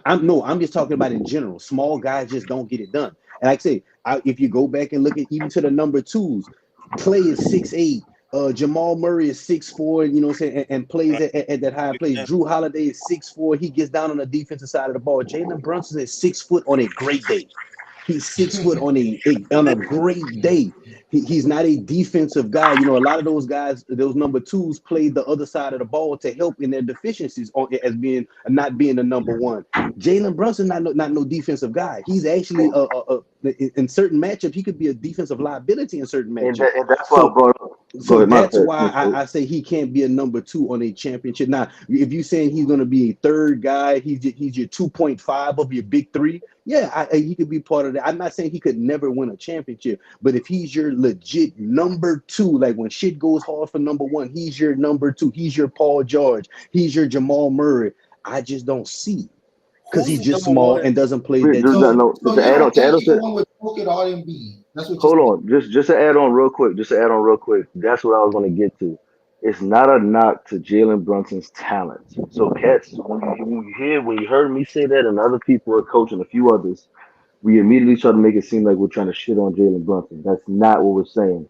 We break down all the time how Giannis got the wall put up just in general, how Embiid's numbers have declined in the playoffs when we've seen it consistently over the years because the defensive schemes and what you guys just said on the podcast was how you have to plan and game plan for 4 games for these teams. So what I'm saying is if you have your backcourt, and I broke this down. I forgot who it was, and it was a big backcourt. I said, who is Jalen Brunson guarding? If he's getting 35, he's giving up 40, if not more. If he's getting 20, 25, he's giving them 30, 35 because you have to play on the other side of the ball. And this is what I mean as well to switch over to the Luca convo. We have not one time, if anybody on this panel can correct me, I will gladly concede. One time heard anybody bring up Jalen Brunson's defense. Would you all agree? Yeah, I would definitely. agree, but we never This said is he was a okay. liability Hey, either. listen. This is not to go down a rabbit hole. The reason what I'm saying that is because immediately when we bring up Luca, what's the number one thing everybody runs to? So He don't play no defense. I say exactly. he MVP So this year. no, no. He Listen, shooting the Kenny. ball too much. They Kenny. This is not a shot at anybody on the panel right now. I'm talking about variables and fans right now and the inconsistency in our group. So what I'm saying is that it is not a knock to Jalen Brunson. But fair. if I'm being defensively sound right now and I'm sitting here and I'm game planning, let's just say on a one off. Obviously, there are two different conferences, but we're gonna sit here and say that they're gonna play the Pelicans. I'm putting Herb or Trey Murphy on Jalen Brunson, who are both defensively sound players and young players as well. That's going to be not only long but they're also athletic enough to stay up with Jalen Brunson and disrupt him because of the size and athleticism as well as the length. So that's what I'm getting to as far as when we talk about matchups, when we talk about game plans, when we talk about number two, that's not saying that he can't contend on the offensive side. When you break it down for defensively and you have to match up and you have to game plans and the game slows down in the playoffs because it goes into half court more so than the fast pace, that's to give more insight. And that's why I wanted to say it's to where we're not consistent because I have yet, still to this day, I have not taken away from Jalen Brunson's offensive capabilities. Yeah, we But got to get. we have yet Kidding. one time to for anybody to bring up the defense for Jalen Brunson, but everybody gets a hard on every time we talk Luka with the offense. They what's that? He don't play defense. John Morant don't play defense. Do you hear what John Morant? Yeah, We barely hear what Zion. I can go down the list, and I'm a conceded. I'm a concluded with that is I'm not sitting here defending Luka, but what I'm saying is that if we're gonna be consistent and only pick and choose when we bring up defense, we need to make sure we're consistent across the board with defense. And I ended with that. Hey, I'm not look, gonna argue I know something that I'm Jared. I not know that I'm not Jared, arguing coach, for. Jared, coach, and Jordan would agree with me probably on this one. There's not a lot of players that come in the league and are immediately top 5 players. Immediate. I'm talking about as a rookie, you already putting up MVP caliber numbers. A nigga who said Agreed. it's easier to score in the America than it is in Europe. I mean, this is a nigga who is an all NBA player. Like, I'm not even gonna talk about Brunson. Let's just look at what this nigga does as a superstar. An all NBA player who got that fucking dog in him. Like, we try to compare him to Harden. Harden don't have the dog in him that Luka got. This is a nigga who showed up against the Clippers and hit a game winner, talking shit. A nigga flops. He said, "Quit fucking flopping," to where a nigga has to get this face and try to argue.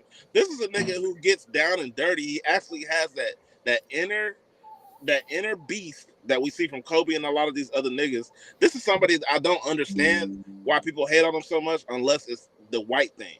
Because it's all Exactly what it is. I put up a post. If Luca was African, just think about it. They had a if it African was black. American kid that got drafted that was 6'8", 260, almost averaging a triple. The people forget Luca has been all NBA 5 of his 6 seasons. That's 94% of his NBA career. He's been on the first team all Hey, NBA. talk about His numbers Talk about actually gets better in the playoffs. He's 35. almost averaging a triple double for his NBA career. Wait, And his numbers actually gets better Hold in on, the coach. playoffs. Let If me he was interrupt you, coach. African American, they would say he's the next Magic Yeah, I want Johnson. to Let hear me from interrupt. Blue. Let me Hey, let me hear hold on. from Blue. I ain't never hear from Blue yet. Let me hear from Go Blue. from blue. Hold blue. Before you go, Nate. What I want you to do, Nate, is I want you to list all, not some, all of the great players that Luca had played with while Blue is going. Go ahead, Blue. all the good players, not even the great ones, all the good ones. This is my thing, right? We on here and we just said it. It's not a disrespect to one player when you compare him to another player, right? If we're being honest and we're gonna say right now, if we're strip everything away and we're looking at Luka's numbers and we say, okay, who's the player you're most likely going to compare Luka to? It is James Harden. We can say, yes, his numbers has gone up in the playoffs. Great. He hasn't won. We say, name all the great players he's played with. We can debate that, go on. James Harden has played with great players on the back end of their careers. Like we can really go back and forth and talk about it. But if you're looking at it, when we used to talk about James Harden putting up the triple doubles and 35 and 9 and doing all of those things, right?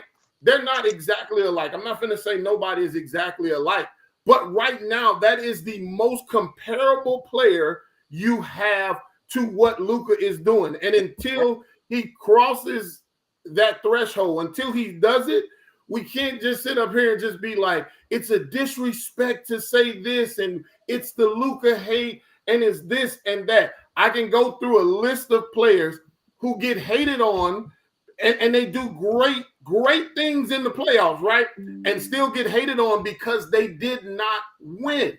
Right? Who? I'm gonna give you a great example, and it's a bad example because everybody's gonna go through it and thrash it and do everything, right? But the greatest example I can give you to that is LeBron James led every player in a series in every statistical category.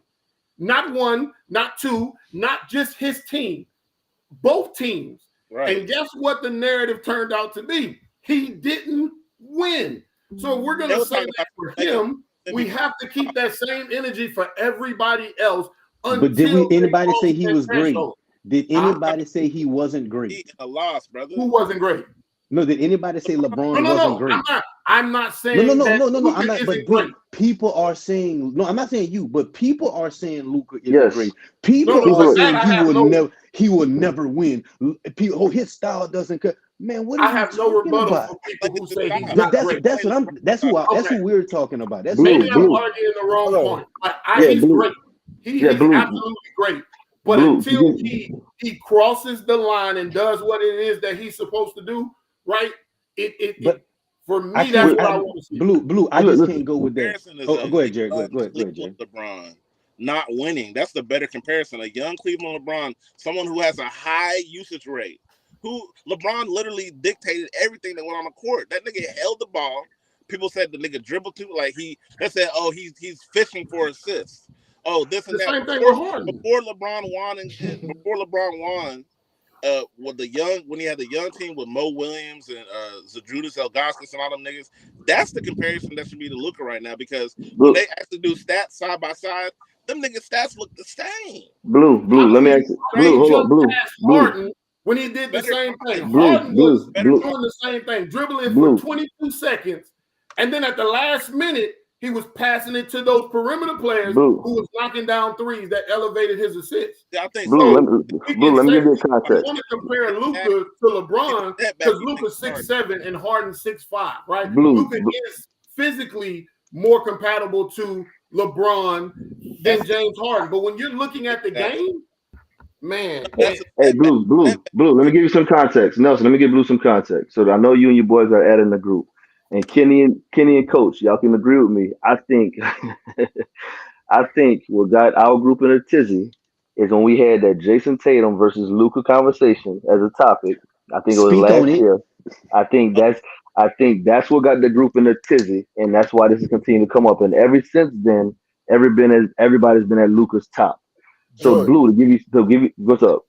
So the reason that's funny because even like I'm looking at these comments about Nathan or whatever, it's like he talked about his style's not conducted to winning. He changed it up a little bit for Kyrie. No, he didn't. People spent the first half of the season complaining about the same thing that they've been complaining about Luca since he came in the league. He's the same And guy. now all of a sudden, when his second star is there, healthy, they're Hold on, winning. hold on. Let me finish up to give Uh, Blue some more context.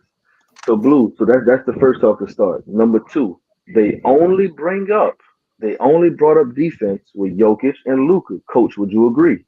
Last year, Right. the last few times that Jokic has won MVP, they was going hard. Oh, he don't play defense. He this.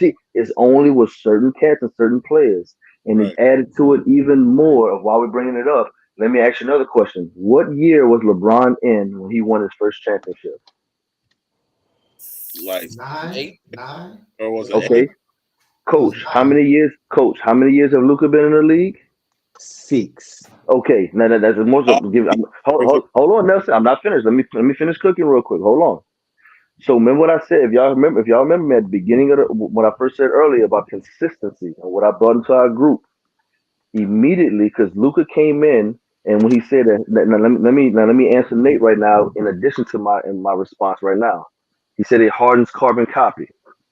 Harden does put up numbers, but Harden has disappeared in the playoffs. Luca has continued to go and want to smoke.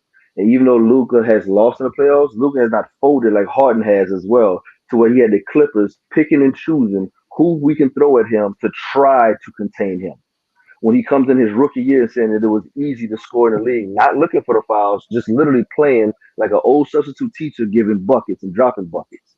So what I'm saying is as well, with LeBron, with the tandem that he won, with the team he had built around him, with Jordan, with the team that he won, with the team he had built around him, with the years that they had in as well, with the coaching tutelage, the maturation, as well as all the other variables that we don't consider, they want to see immediate success.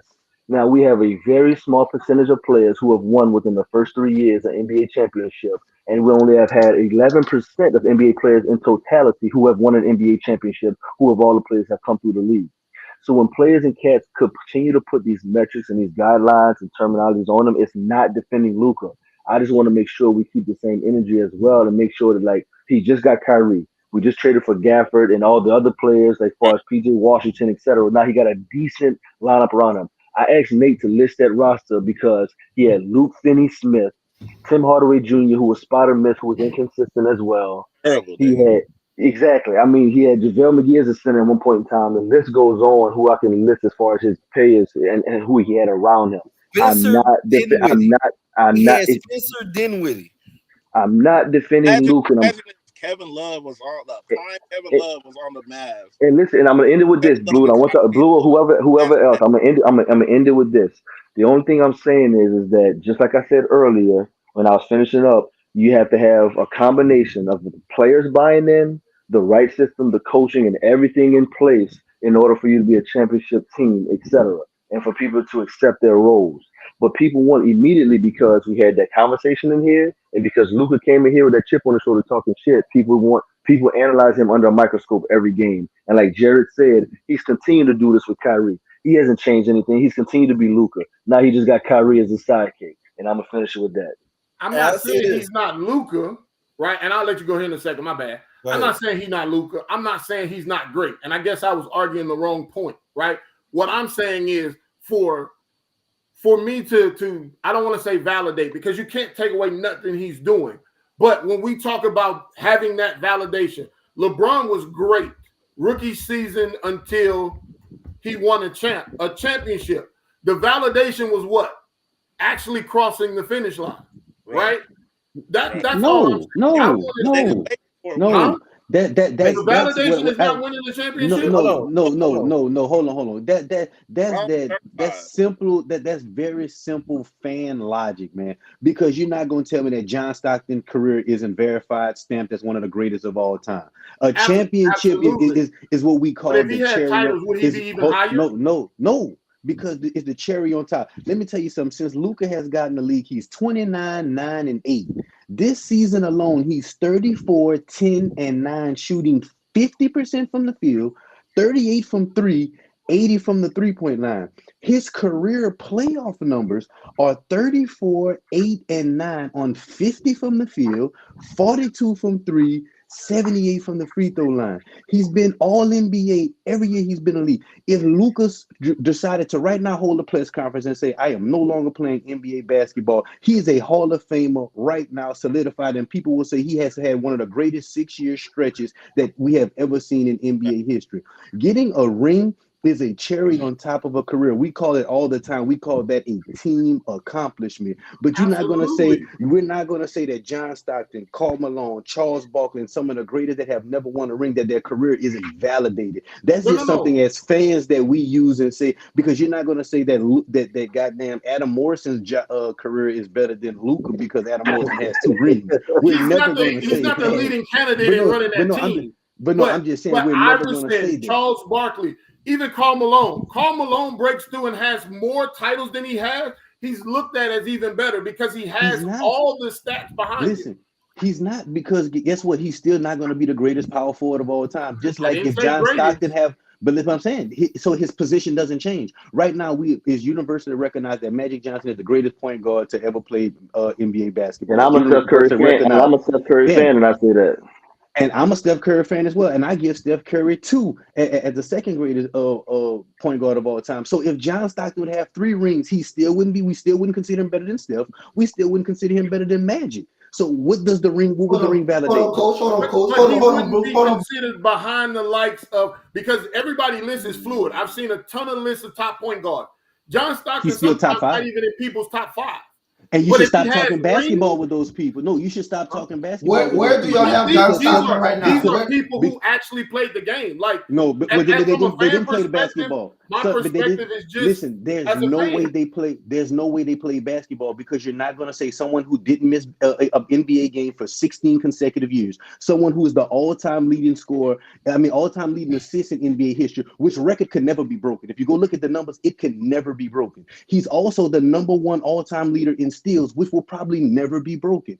The only reason why he doesn't have more all NBA votes is because he was in the era with Jordan, Magic, and Isaiah. But to say somebody who has the number one assist, number one steals, never missed a game in 16 years is not a top 5 point guard, that means you should never talk basketball with those people. And they really didn't play basketball, they just showed up to the rec. Hold These on, are not these are not rec players. These are actual NBA players I've seen go through That's like Kendrick. players. That's like Kendrick Top five Perkins saying that Charles Barkley shouldn't be talking Anybody basketball with I'm Shaq. not talking about. DeMarcus Cousins said he didn't have John Stockton in his top 5. I remember DeMarcus Cousins, he listed his top 5. He had Russell Westbrook over John Stockton. And we supposed to listen to that? Magic Johnson. I've seen That's who we Isaiah supposed to listen Thomas. to. I've seen a lot of high-level basketball players say those things. I seen Magic Johnson say he top 5. Everybody have John And Stockton not right now. on them. Right now, And where I does agree. everybody have Maybe John I Stockton shouldn't have right said now? validation. I should have said Curry on top.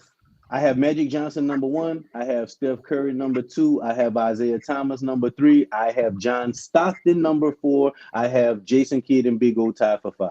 So I would say to Blue Point, I would say if John Stockton would have 2 rings, I would put him over Isaiah. That's what I would say. Because we got to think about the reason why. By everything you just said, the leading assists, leading steals, Iron Man. I think 2 rings with that would propel him to 3. And I would give you that, but the reason why I give Isaiah the nudge because Isaiah went through Bird, Jordan, and Magic. He went through the top 3 players in NBA history to get his ring. As the number 1, the leading scorer, and the alpha of his team, he went through Bird, Jordan, and Magic. Wait, to get his ring. Hold on, before y'all let him finish, to answer Nate real quick. I want to go on record saying this. At no point in time, I want to be very clear. At no point in time, I'm gonna say it for a third time. At no point in time am I excusing Luka not winning a championship. Let's be clear with me, listening and talking and saying that slowly. I am not clearing him for not winning a championship. What I have been saying in general is that cats have had a hard on, meaning they get an erection, meaning they get happy, meaning they getting their jollies off, meaning they getting that tent pitched when they talk about Luka in any capacity, trying to devalue him in the space of him and what he has done for the game and who he is as a player. That is it. And that is why I bring it up. That's what your point was. I ain't trying to devalue. Yeah. No, Blue, that wasn't for you, brother. Like I said, that's not for you. Yeah, that's nobody on this panel. Right, nobody on this panel. Jordan, to that point, the constant, even in these comments, like only Luka and Caitlin get all the praise for winning the chip, for not winning the chip. It's like, first of all, winning a championship in male or female college basketball is a difficult task. Mostly because, one, they don't usually stay as long or stuff like that. It's at the most 4 or 5 years you're in college anyway to try to win, get past whoever. Luka, like y'all said, LeBron James is in year 8? What year was Kevin Durant in it before he finally won? It's like there are some of the greatest players that were 6, 7 years into their career. People talk about, it's like you think about the first 7 years of LeBron James and Kevin Durant career. They both made 1 finals. They both had conference finals appearances, second round exits, whatever. Successful careers, hell of a players. They still wasn't champions yet. People still had opinions about them. Oh, they're this, they're that, rather good or bad. Luka made the conference finals 2 years ago. And even when he made the conference finals, people tried to downplay it, like, oh man, Jalen Brunson did this, Jalen Brunson did that. Even though Luka Doncic numbers were absurd. Oh well, he did these numbers while Luka was out. Luka missed what, the first 2 games of the first round, and then the rest of the playoffs he was playing and putting up other world numbers. And I forgot 35 a game. Right. I forgot what series it was. Jalen Brunson disappeared. And it's like, so then last year, where they had all the movements and trades happening and So Luka wasn't Kyrie hurt when he Irving not came back. available. So Luka wasn't hurt when he came back. I'm just asking. I just want to ask that for another debate. I'm sure he was. But again, as y'all said, Hey, you petty, as bro. y'all said, You those petty, numbers bro. put up numbers. Katie Betty. You petty, dog. Those numbers put up numbers. So last year, Luka and company, all the different movements and trades and people in and out the lineup. Right. Trash You should players, be worse. Doing all them trades, you should be worse. You should be having trash imbalance, no players, chemistry. Nigga trash kept winning. players last year anyway. They were trash players anyway. Like the White Powell, Christian Wood. Nobody was good on that team. Christian Wood, boy. And you remember how and people, these same people that was critical of Luka was like, Christian Wood's go prove him wrong. Christian Wood's go show him. Blah blah blah blah blah. This was post in the group. What Christian Wood's doing now? Right. And Tim Hardaway Jr. is hot and cold, man. That nigga could be the worst nigga on the court. Tim Hardaway been inconsistent his whole career. Yeah, he could be good, but he could be trash. I'm sorry to interrupt real quick. I just had to ask Coach one question. What you got? Coach, you gonna be on? You gonna be honest with me? I want you to be real quick. Mm-hmm. Lucas apparently held Christian Wood back, so he had to come to a LeBron James led team and absolutely shine. Hold on, Nelson. Let me ask Coach the question, please, because apparently Luka is the reason why he's not letting players' careers advance. What did Christian Wood do on a LeBron James led team since he was so great, brother? If you can do so well to enlighten us. He did the same thing he did in 6 other stops that everybody else gave him a chance at. It wasn't just Dallas. There's 6 other teams that gave Christian Wood a chance. He's been on 6 rosters in 8 years, including New Orleans, including Houston, including the 76ers, including the Lakers, including the Dallas. At some point, maybe it's him. He's the common denominator. Okay. And listen. And I'm glad they said that we give excuses for Caitlin for not winning a chip, right?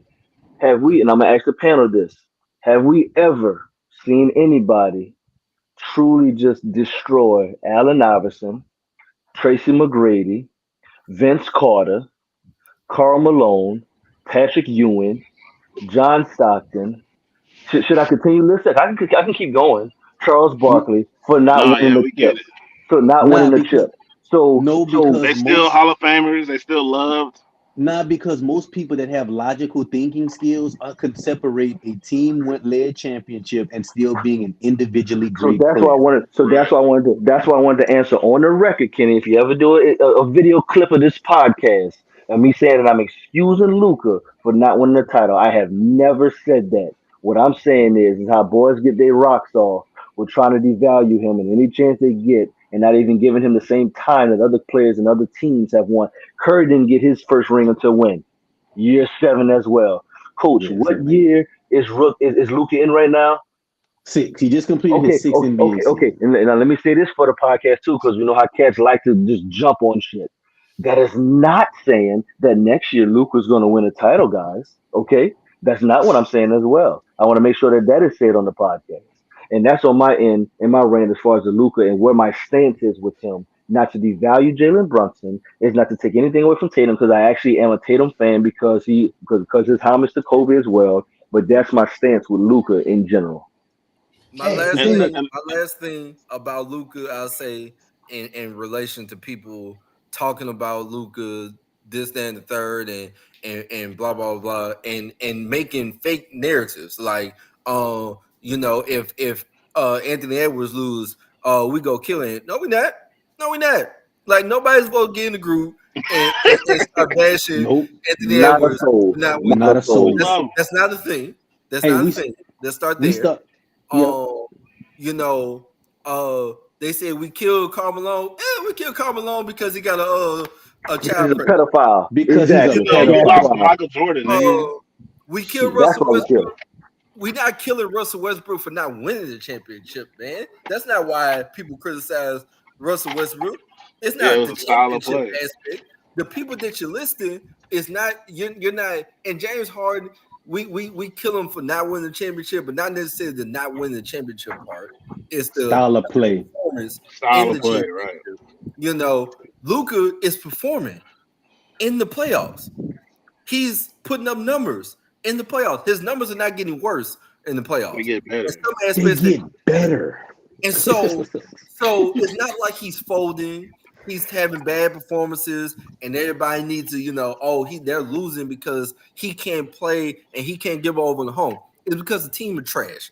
So I'll say that because I gotta go. But my last thing I'll say is this: we've been talking about this for the last 20 minutes or so. That man still didn't give no list. So with that Oh, being Nate. said, with that being said, I'll bow gracefully and I'll look for his post where he tag us all, where he give us all the good players that Luka played with. The great players. He said good. I'm giving him a benefit of the doubt. He said good players. And if Tim Hardaway on that list, if Oh, hell Christian no. Wood, because I think he was one of the people talking about Christian Wood was gonna do something. It's like, give me the list. I want to see. And then we can have another discussion about Luka. If that list is so strong, then those players need to be doing something somewhere else. Spencer Dinwiddie got paid, and Washington was like, yeah, we still don't want you. Like, we still don't want you. Brooklyn didn't want him back. And then he ended up with the Lakers. He had a couple of good games, and he's back to being Spencer Dinwiddie. Man, they got teams that was getting him for a discount that said, I'm good, we straight, appreciate it. Also, he was willing to sign for the vet minimum, and the people was like, nah, we'll pass. So Right. give me that list, Nathan, please and thank you. Damn, Nate. Let's be real. Let's be real. If Luka was black, Jared hit the violence button on his way out. God damn, that's a first, brother. hey, let's be real. If Luka was black, we would be talking about this nigga like the next Magic Johnson. We would be talking He about would be this the nigga like next the Magic Johnson. greatest player, dude. I'm about to play If devil's. Jokic was black, imagine how much love this nigga. If he was an American black man putting up the numbers that he put, imagine how much love this nigga would get. So there is a little bit of that racial thing going on in there with that Luka. They don't want to see Luka win. Okay, look. Before I'm gonna play devil's advocate for this last topic because according to the group, I'm playing devil's advocate. I don't know how y'all feel about this situation, but I'm gonna play devil's advocate according to the group. Sko Jackson made a post in the sports group, and shout out to Sko. He made a post in a sports group. Shout out to wrestling. Saying that Caitlin Clark, and a lot of people in the group agree with him, saying Caitlin Clark ain't get a lot of recognition until Angel Reese beat her in the championship game. That's according to the group, according to a lot of comments I've seen. That's what they thought. So I can go ahead. Ball, but it sounded like he had a point. But this my thing.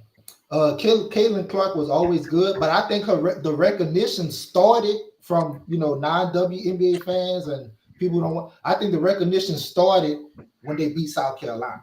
That's my personal opinion when she did the little Tony Yayo thing. Yeah. But I want to ask y'all and Blue, since you were shaking your head, what has don't she Angel have the most Reese? points in history or some shit? That's still to be discovered because they sent another young lady when it's the NAIW still has 4,913. So that's still, and they wasn't recording a lot of the records back then when there was discrimination, all this other stuff. But we'll continue with the conversation. So there's actually two women that has more points than her when official records wasn't supposedly kept. Exactly. But I will say this, like, she got her recognition, I think, before the Angel Reese situation that happened. I think a lot of people didn't watch women's college basketball. We're not going to sit up here and be like, oh, it was just this great thing that we watched, right? Somebody said it last week, and I agree with it 100%. If you want to watch how basketball should be played, that's where you want to watch it from fundamental standpoint, back screens and all of that good stuff. But where she got her, I think with you, Kenny, when she played South Carolina, it kind of took her to the next part of being quote unquote, and I'm gonna say it from a racial standpoint as well. She turned into the black people's villain, right? There's a certain level of disrespect you have when somebody is at the 3-point line and you're in the paint and you just kind of wave them off, right? That takes a certain level of, and I'm gonna use a word that everybody throw around, a certain level of dogging you to do something like that. How the audacity of you to do it, right?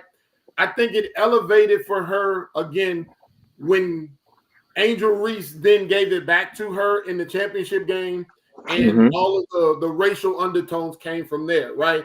I think once people start to see that she could break records, it even got bigger. But the thing I will say about this is that most sports do better when there's a high level back and forth between two faces of the NBA, right? Bird and Magic, Jordan and nobody really. He destroyed everything, but it was the idea of someone going to do it, right?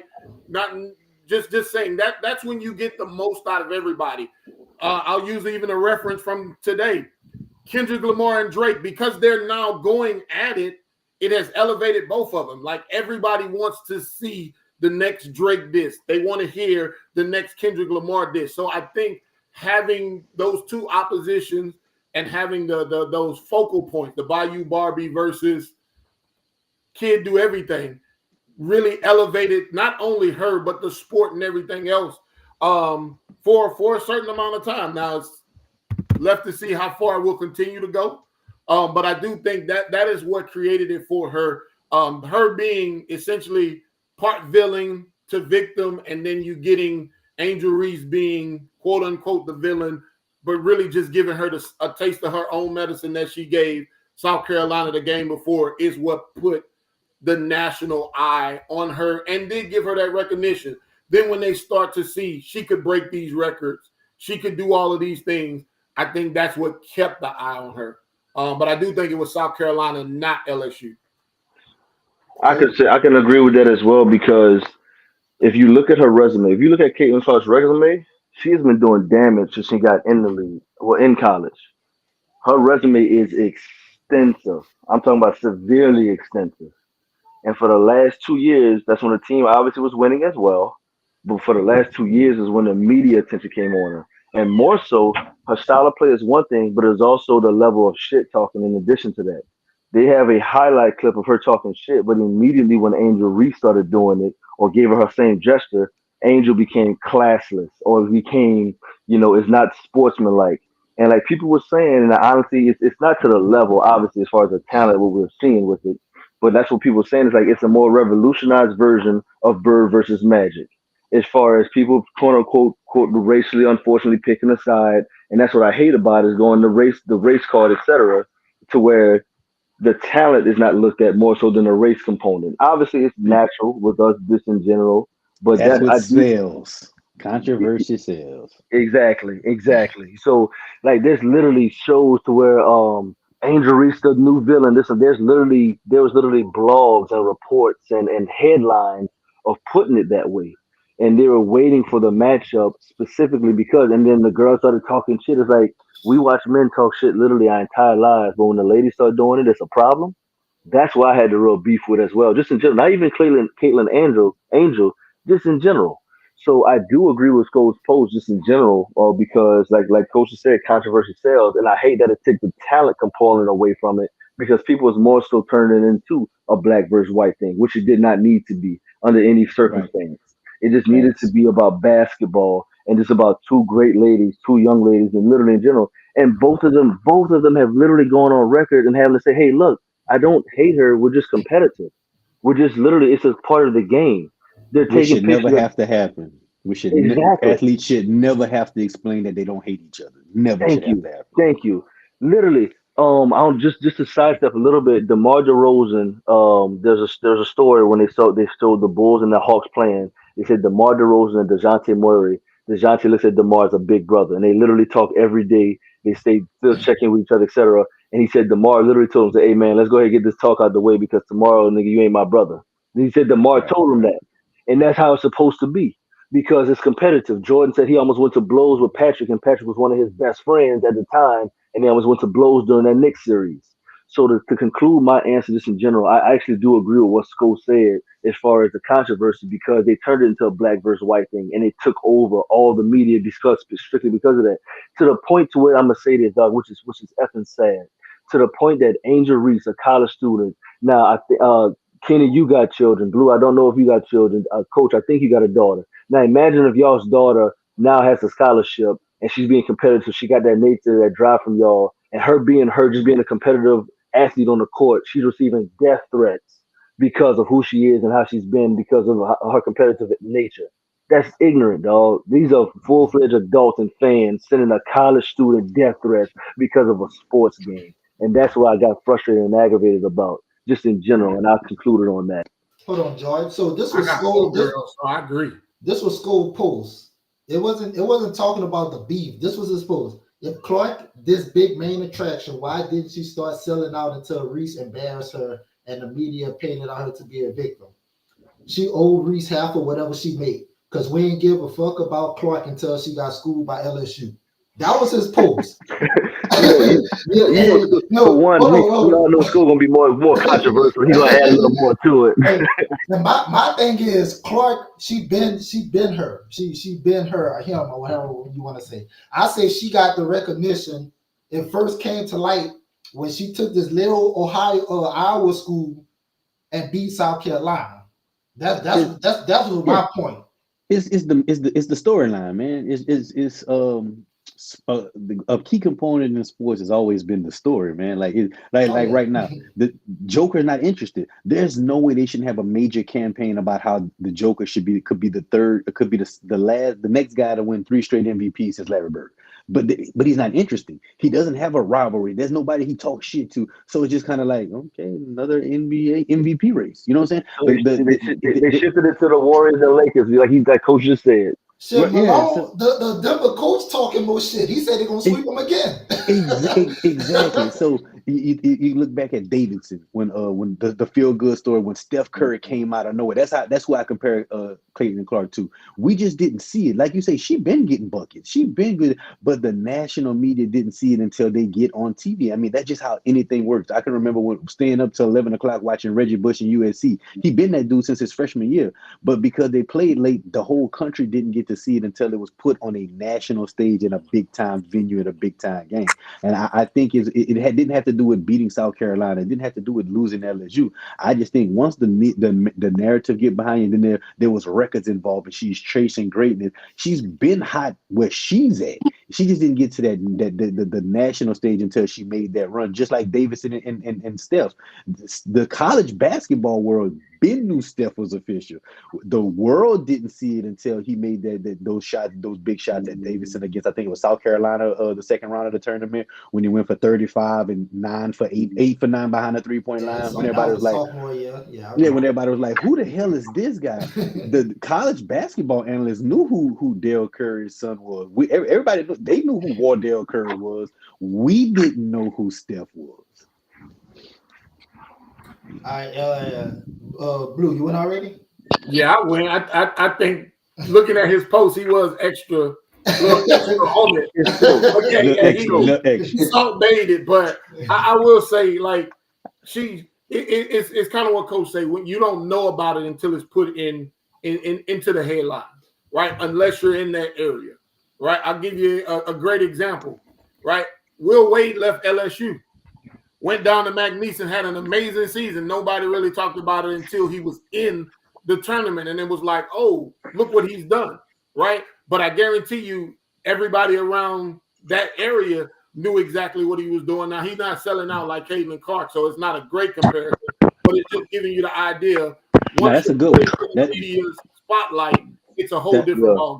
That's a real good one, because the people in the state of Louisiana know Will Wade was a good coach. The people in Lake Charles, Louisiana, was going to McNeese basketball games and was excited about the possibility of them getting to the tournament. So that is an apropos example, man.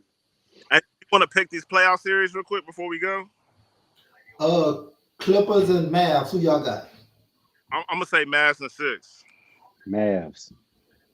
Clippers and 6. Damn, I'm I playing got devil's advocate to this too. I got Damn. I got the Mavs in 3. Nah, I'm just man. I'm gonna say I got Mavs in 6. Um, the support cast shows up like they did the second half of the season for the Mavs. It's gonna be a long series for the Clippers. And then Denver series, Denver Lakers. I got Denver in 2. I'm gonna say he said Denver too. I'm gonna say Denver in 6. Yeah, I got in 6. I got Denver in 6. And Denver then in 6. I got the Lakers in 7. that'd I be can crazy. see that. I can see Let that me too, let me honestly. let me tell you why I say that. Right, the With no Lakers have been playing confidence. great ball to end the series, this end the season, right? And I think for them, if they can get the Nuggets out of the way in the first round, right? I don't think there's nobody else, with the exception of Dallas, that's gonna really instill that type of fear that we can't beat them. I think if they get this out the way early, they feel like they can make it to the championship, make another championship run. They're playing great ball right now. I think they figured some things out. I do think it's going to come back down to my guy who was unplayable last year, which is Russell. I He think stepped. Hey, he stepped up this year. he Russell has to stepped be a up this year. part of that team in order for them to win, right? And I wanted to touch back on this real quick, Jordan. When you was talking about, I can't even think of his name. Hold on, I'm gonna get it. Braun, right? Last Yeah, year, Braun Christian didn't play Braun. but 21 minutes against the Lakers. That Yeah. was Brown. Oh boy, Brown who really stepped up and did Yep. what he was supposed to do for them.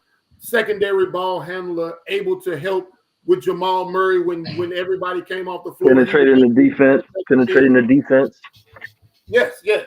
So I do think Denver has a top 5, top 3 when you're talking about operation of getting things in places, executing what they want to execute. You really can't take them off of what they want to do. Right. But I do think Lakers playing such good ball right now. I want to give them this chance, and I think they can win in 7. If I was betting my money, though, I would definitely bet on Denver. And I think we know that. Only thing I'm gonna say is that we know what LeBron is gonna do, bro. We honestly know that. But we all also know that Bron is older, and cats will go, how many more excuses you gonna get if he playing? Bron is in year 21, bro. Like Coach has said this entire podcast. Let's also be logical. If y'all have hooped and know about it and going running up and down that court, you get exhausted, dog. And that man is playing deep into June again. If he gets, I'm not saying June in the playoffs and then going to the Olympics. All I'm gonna say is AD is a deciding factor, and he always has been. AD has to literally put on his bootstraps and literally come to play and come to work. Bron is going to do what he needs to, and he always has. But AD truly has to coach. Would you agree with me? He can't just be AD on one side of the court. He needs to be AD on both sides of the ball. Like he's talking about, he wants to go and get that Defensive Player of the Year. This is going to be his time to not only push for it, but also to prove it as well, especially against Jokic, Aaron Gordon, and Michael Porter Jr. All All right. right. Now, Suns I'm will. as the resident Laker fan, I'm going I, to go I, with I my will be heart. You know again. what I'm saying? I'm gonna go again when Brown people leave. I'll be there with you again when Brown people leave. Man, listen, this is a great and a horrible matchup for us at the exact same time. They play exactly what we want to play. They will play a slower pace. I'm not going to say they walk the ball up the court, but they play a pace that we're comfortable with. The only problem is they do exactly what they play against our strengths. Anthony Davis is a top 3 defensive player of the year candidate. He has been holding down the paint. He's been active in the passing lanes. He's been throwing guys shit in the second row. Here's the problem: the Joker doesn't play down there.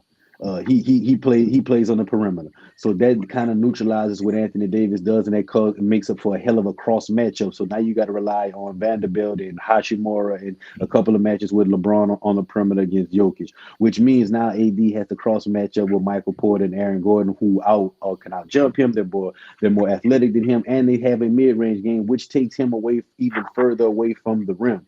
So when we try to play big, it doesn't help us. We can't play small because Denver is entirely too big at all facets in the front court. So we have to play heavy minutes with Rui in the front court and Vanderbilt in the front court. Bad problem with that is they don't help us offensively. Now they're streaky guys. They can get hot. They can get buckets in 10, 12 range. But Michael Porter and Aaron Gordon, they're more adept with having a ball in their hand. They can create to a certain extent. They can hit open shot. And I say it's a good matchup pace wise for the Lakers. But it's not a good matchup as far as individual matchups. So I'm gonna pick with my heart as the Lakers. I'm not putting any money on the series. I do think we can steal game one. I think it's gonna be amped up for game one. Coming off that high off of that playoff win, a couple of days, 5 days rest, I think we can go in there and steal game one. Hopefully the Nuggets have a little rust on them, but I do think the series is close. I don't think we pull it out though. But I'm a whole lot hoping if the Lakers pull it off, it will be in 7. All right, and let's do quick picks throughout the next series. Hold on, Nelson. Hold on. We doing the picks, but we all know we still gotta do our little thing at the end where we give our insight about what's going on in the sports world. And boy, Nelson must have a date. He trying to get up out of here. No. Also do all the series picks and then like whatever else we wanted to talk about. That way it's not like every to series. confirm what you're saying, Coach. Yeah, he got a date. It's brunch in Dallas, though. It's brunch time, so he's trying to get out there. Nah, I'm not saying hurry up. I just saying I got to get the fuck out of here. Bucks and Pacers. Bucks and Pacers. Bucks. What you say, Kenny? Bucks and Pacers. Giannis might not play this first round. I don't want to hear. I don't want to hear all that from y'all. Y'all know how y'all get with Giannis. I'm gonna still because I feel like the Dame Lillard plus Porter's combination. I think you pointed out, Kenny, something about Dame being able to take the lead. I still think they win, and I think Halliburton gets a lot of love. Like even though they play Team USA putting Halliburton in the Team USA over Kyrie and these other niggas, he might be a little overrated a little bit. I mean, he's a baller. Don't get me wrong, he's a baller. Being overrated don't mean you trash. Being overrated means it's like calling a nigga MVP when he's really a second guy or something like that. He's a good player, but I think the Pacers I think the Bucks win the series. USA wanted a point guard. They wanted a point guard. I think it's the same reason you put Stockton in over Isaiah. That was beef. That was beef. I'm going by what the committee said, bro. Man, that was hey, son, when your own head coach don't pick you, man, that's beef, son. Hey. So who you got, coach? You got Bucks or Pacers? Without Giannis, I got Pacers. With Giannis, I got Bucks. What if Giannis play like 2 games? Or Pacers. 4 games is the max. Like anything under 4 games, I don't know, son. Who you got, I see Middleton's been spotty. I'm gonna go with Pacers. Yeah, I got the Bucks in 6, man. I got the Bucks in 6. Middleton and Clay, they need whatever they need to, rub their knees together and hope for the best. Now Middleton show up as old Middleton and help Dame. I got Bucks, but I'm shifty on Middleton. That's a deciding factor to help Dame. I got Bucks with no Middleton, no Giannis. Now I think during the week, I think somebody said this on first things first, Nelson. During the week, they're gonna have some games on NBA TV. Yeah. All the games will include Cleveland versus Orlando. Nobody wants to watch. Exactly. Who y'all got for that series? If Giannis ain't playing, that nigga is not gonna be on prime TV. Those games are not gonna be on prime time. I'm gonna go with Paolo. I'm gonna go with the Young Bucks in Orlando. Orlando, Sacramento, and Denver were my league pass teams this year. As far as just like pure enjoy, and OKC, as far as just games that like you might not be rooting for who they're playing against or whatever, but just actually watching fun basketball. Man, what they actually have something cooking down in Orlando. Now they're gonna have to come to a decision. What do they're gonna build around this young core and make a play for a big guy, or that's what they're gonna do, or they're just gonna continue building. But they are actually fun to watch. The Jalen Suggs story. Man, it's fun to develop, man. Like they're actually cooking something down there. So I'm gonna roll with Orlando, man. Cleveland losing in the first round is an epic failure. Is Evan Mobley playing? That let me check that. Yeah, let me check that. So Darius Garland, all them niggas. Shit, I'm gonna still have to go Cleveland, man. I think that Is Donovan. Garland and Mobley playing? Garland playing. Yes, Garland is playing, and Evan Mobley is not on the injury report. Hmm. Hey, Cleveland losing in the first round is an epic failure. Yeah, I gotta go. Yeah, Yeah, I I agree would with agree with that. Why I why agree would with that. why would them losing the 4 or 5 matchup be an epic failure? Because they tanked the last game to get that spot. They was winning the last game of the season, and they said all their players out on the floor. They was winning by 9 points. If they won that game, what seed would they have been? The 3 seed. And they didn't know yet. They didn't know they could have been a 2 seed because New York You know was what? in a You close is game. right. You know what? You right. They could have got the 2 seed. I They remember coulda- that shit. they You was sure try- is right. They was trying to avoid Philadelphia and Miami. Yep. So You right. if they lose in the first round, it's an epic fail for tanking that last game to play Orlando. I can respect that. You call out a team and you still get whooped. I can respect it. Respect it. I agree with Coach. I like what Orlando got going, but I don't know if they're ready yet. Defensively, they get after it. Paulo is budding. I like Paulo a lot. I do think he still needs a little bit more. I think big man is something they need. I like Jonathan Isaac. He got a good story coming back after not playing for I think like 2 years, 18 months or something like that.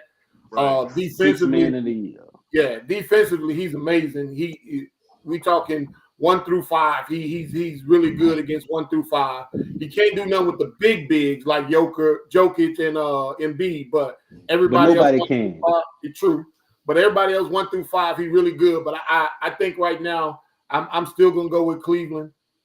Cleveland in 6. I'm going Cleveland. Got Cleveland in 6. Okay. Boston and Miami. Well, we already picked that, huh? Yeah, we didn't even that ain't even worth talking about. All right, New York and Philly. This one's kind of tough. We're gonna see what Brunson made of. Kinda I tough. got Philly.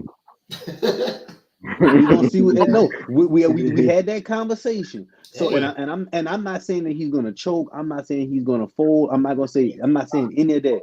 We're gonna see him match up like right now. I don't trust Julius Randle. I can't say he's 100% healthy. Right now, we know Jalen Brunson is the unquestioned number 1 of the New York Knicks right now. They have No playing? No, he is. no. Oh, I didn't think so. I'm about to say. I take that back. I take that back. We know he's not playing. Yeah, So he's we not know playing. Julius Randle's not playing. We know Jalen Brunson is the unquestioned dog. And I actually like the Knicks team. They do not have a bad lineup. So this is going to answer that question of do we think that Jalen Brunson can be a number 2 on a championship team? So he's going to have to be the unquestioned number 1. So let's just see what he does. Let's see if he can elevate his team to that next level.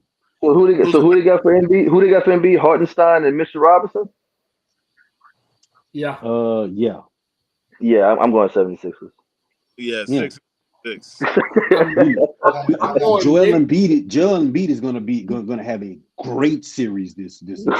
So if Jalen Brunson going to have to be the complete package, so we're going to see. And like I say, the RJ Barrett has taken us there. I like equivalent. OG Anunoby when he does play, he I'm not going to say he's an all-star. I don't think he's 100% from the injury. Honestly, I don't think he's 100%. I hope he's 100% or close to it because I like his game. I'm not saying he's an all-star, but I do like his game.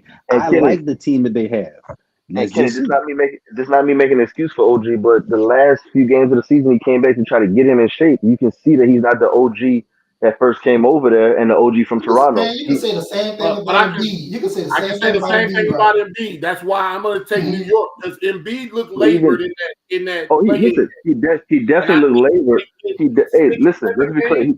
He definitely looked labored, but him labored against a Mitchell Robinson and Hartenstein. He's still fine. That's why I said I think. And that's why I think this is a great matchup because neither one of these teams are healthy. Both of them have guys coming back from injury, some of their main calls. So again, quote unquote, none of these guys have excuses. You know what I'm saying? Both teams are banged up. Both of these teams, the guys coming back from injury. So this is going to be a war of attrition. I like this 7-game series. I think it's going to go 7 games for the simple fact that everybody isn't 100%. And Jalen Brunson is a great basketball player. He's going to have a 45-point game where he hits 5 threes and he's going to be uncontrolled. I think Embiid is going to have one of those 42 and 12 games. So I think it's going to be a long back-to-back war of attrition. But again, I'm going to take the 76, and then we're going to see just how much of a load Jalen Brunson going to carry. Yeah, I think the longer the series goes, the worse off for Philadelphia. I think the longer the series is, or for Embiid, I think worse. Yeah, I think because worse off for Philadelphia. I can agree with that, Coach. Because if you think about it, you don't want to sit here. You want to get as much rest as possible for Joel. So you want to get this over with as quickly as possible. So the longer this goes on, that makes. No. Do you want to get it over quick? So that means you're going to push the pace. You're going to try to run Embiid out the ground. You know, so you're going to try to make him be up and down. I think if it lasts longer, which means they're not running, which means the pace is slower, which means they're not putting that pressure on Embiid. I think the longer the series goes, is actually works in Philadelphia's favor. Because that means the pace isn't that fast. That means they're not playing with how Jalen Brunson wants to get the ball in the open court and push it. I think that means they're walking the ball up. They're actually executing on offense, and Embiid is actually able to get a low post position and go to work. Gotcha. I just think that also go ahead and finish. We'll go to the next one. Oh, Phoenix and Minnesota. This is gonna be one of the most exciting first round matchups, but I'm gonna go with Suns. I got Suns in 5. It's gonna be an exciting 5 games if that's what you're talking about. Firepower. Suns in 5. But hold on, you said epic failure. If Minnesota mess around and beat the Suns, absolutely. Oh my Lord! Yes. Absolutely. Oh my Lord! Absolutely. Oh my Lord! There is no excuse that the Suns could, unless KD tears his other Achilles. If they finish this series healthy and they lose to the Minnesota Timberwolves, there is no amount of excuses. There is nothing that they can say or do. They're literally going to have to blow the team up and start from scratch. There's no fixing that. Exactly. I absolutely agree. Like, absolutely, bro. All right. Did we pick all the series? I think so. Let me look Denver, at the Wolves, Suns, Mavs, Cavs, Bucks, Knicks, and Boston. Yep, that's everything. All right, y'all. We're gonna jump into the final take. Basically, we're just gonna talk about anything that's going on in the sports world. I don't know if y'all thought about it, so I'm gonna go first. Coach, me and you've been going at it on a podcast. This podcast, so I'm gonna throw some more alcohol to the fire. I'm gonna talk about your Zeke and John Stockton take. I'm gonna give you a history lesson. I want to give you a history lesson. All right. When Zeke, and this is a history lesson to a lot of people. When Zeke went through Jordan, Bird, and Magic to win a title, Larry Bird didn't play that first round. He didn't play the first round. They swept Boston in the first round. Right. That was the Bulls team with Doug Collins, as y'all was saying earlier about coaching. Doug Collins went to he had the ball with Jordan. He didn't know what he had in Pippen. That's what I'm gonna say. He didn't know what he had in Pippen. And if you go to that finals matchup with Magic, Magic actually got injured game three at home, the first 5 minutes. Mm-hmm. So when he went through those 3, players in their prime, as you said, I wouldn't call that prime. I say Detroit. As your favorite coach, Doc Rivers, said at one time, sometimes to win a championship, you got to be lucky. And I say that year, they got lucky. All right. What about the next year? They went back to back. Oh, yeah, they did their thing. But they didn't go. He didn't go through Bird or Magic that year. No. Who did he play in the playoffs that second year? He played Jordan. And who else? There are multiple playoff series. He played Drexler in the finals. Mm-hmm. He played Jordan. He didn't. Did they play Boston that year? Yes, they did. They played. Hold on, I'll pull it up right here. Pull it up. Y'all keep talking. Y'all keep talking. Keep going with the history lesson. I like this. I know. So I'm just saying that he never went through all 3 of them to actually win a title in their prime. And you know what? I should have corrected myself a little bit and said he went through the Celtics because you are 100% right. Larry Bird was hurt in that playoff series, so I should have said the Boston Celtics. Kevin McHale Celtics. Yeah, but he Which he also he. just to side Jeff a little bit. You know what's crazy is that people always said that Jordan lost to Bird. That Celtics team was stacked as all shit. If I don't know if people can run down that Jordan, roster. Jordan. And Loaded. I want to say another thing.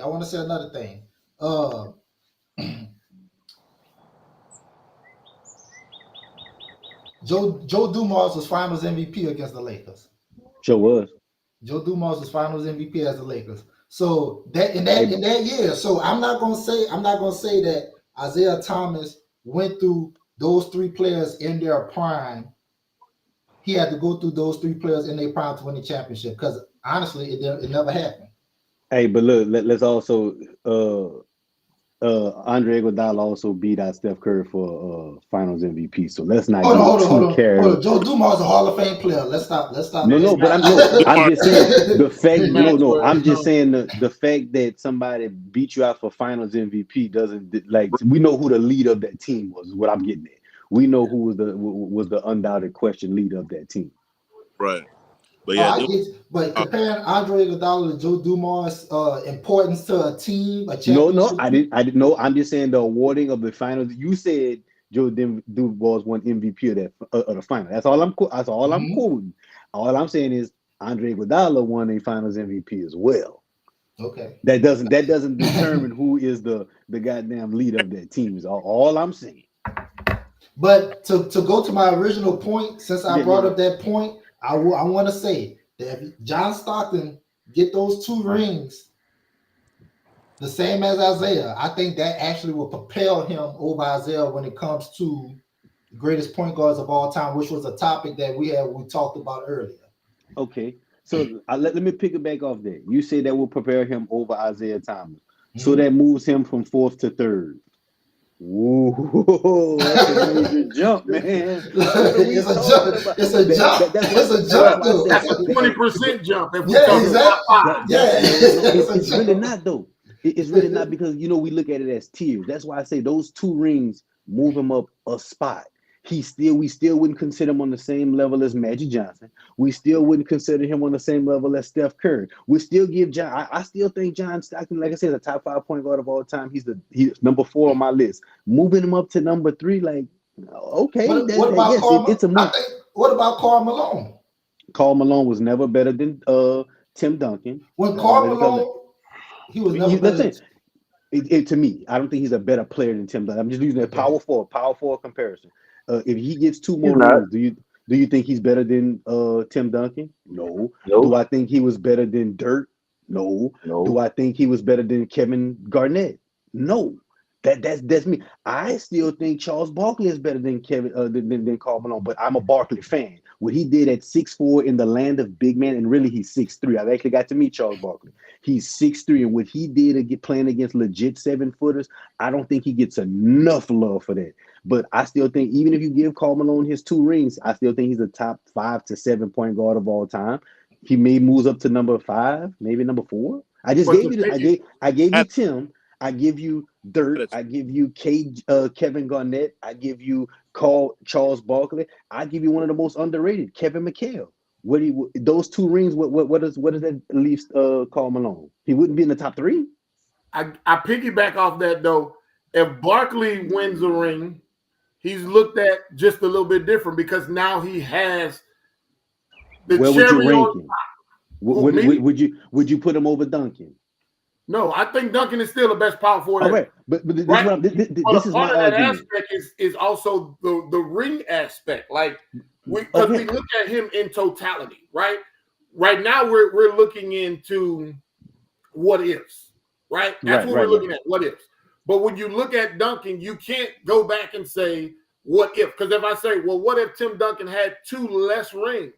Would that bring him closer down to the back? You can't. We can't subtract in this. Right. That's why I said. That's why we're looking in the world of what ifs. I'm not saying that. I'm just saying in the world of what ifs. If you give Barkley that 2 rings, do you think he's a better player than Dirk Nowitzki? Yes. I So think I would have a rank higher than Dirk. I would have a rank higher than no, Dirk. I would have a rank higher I'm than not ranking. Garnett. I'm asking you, do you think he would be just a better player just because he had the rings? Oh, see, I'm talking That don't make about sense to greatest. me. I'm talking about greatest. You talking about better. We talking about two different things. Okay, no. I factor all that into. I just if you're a better individual player, how can I make you greater because you had a couple of rings? If you're better individually, your rings make a case for you. But if you're just a better basketball player, okay, Bill Russell. Bill Russell has 11 rings. He's still not a better basketball player than Kareem. Right. He's still not a better basketball player than Wilt, but he has far more rings and accomplishments. That's how I look at it. Just because you have more rings, it doesn't make you greater. I just look at talent for talent. I think, like I say, what Barkley did is phenomenal. I just don't think he was as talented as Tim Duncan. At pound for pound, I don't think he was as talented as Dirk. I still think he's one of the top 5 to 7 point guard power forwards of all time. I just don't think, again, if you give him those rings and he moves up 2 spots on your all-time list, he's still not in the top 2 or 3. So We does it talking really about two matter? different things, Coach. Because when I talk greatest, I mean I look at Tracy McGrady. Okay, Right. I think Tracy McGrady is a better basketball player than Clyde Drexler. That's my opinion. I think he's a better basketball player than Clyde Drexler. But when you ranking the shooting guards of all the greatest shooting guards of all time, Clyde Drexler going to be closer to that top 5 than Tracy McGrady. I mean, that goes. I think that more goes into longevity and all that other stuff because Tracy McGrady prime was really 4 years. If you think about it, he had a great 4-year run. Now it was an amazing 4-year run. Oh, yeah. Clyde Drexler really had a 6, 7, 8-year run as the number 1 that led his team to NBA Finals. You know what I'm saying? It's different. Like you say, individually, maybe he was better, but I think Clyde Drexler, even though he may have not been as talented, he was better longer. He had a longer prime. He had more years to stack on to his legacy, if you want to put it like that. I got a quick question for you. Head down, man. And I know this kind of beating a dead horse, right? But my question is this: where do you rank Allen Iverson? As in far as what? Player.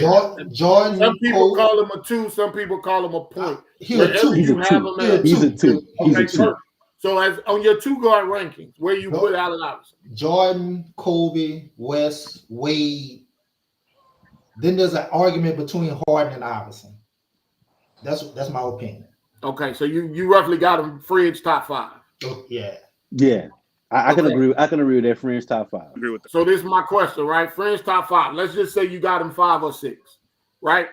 If he beat that Lakers team, does he not move up substantially on that list? No, he doesn't move past Jordan. He doesn't move past Kobe. He's not moving past Jordan and Kobe.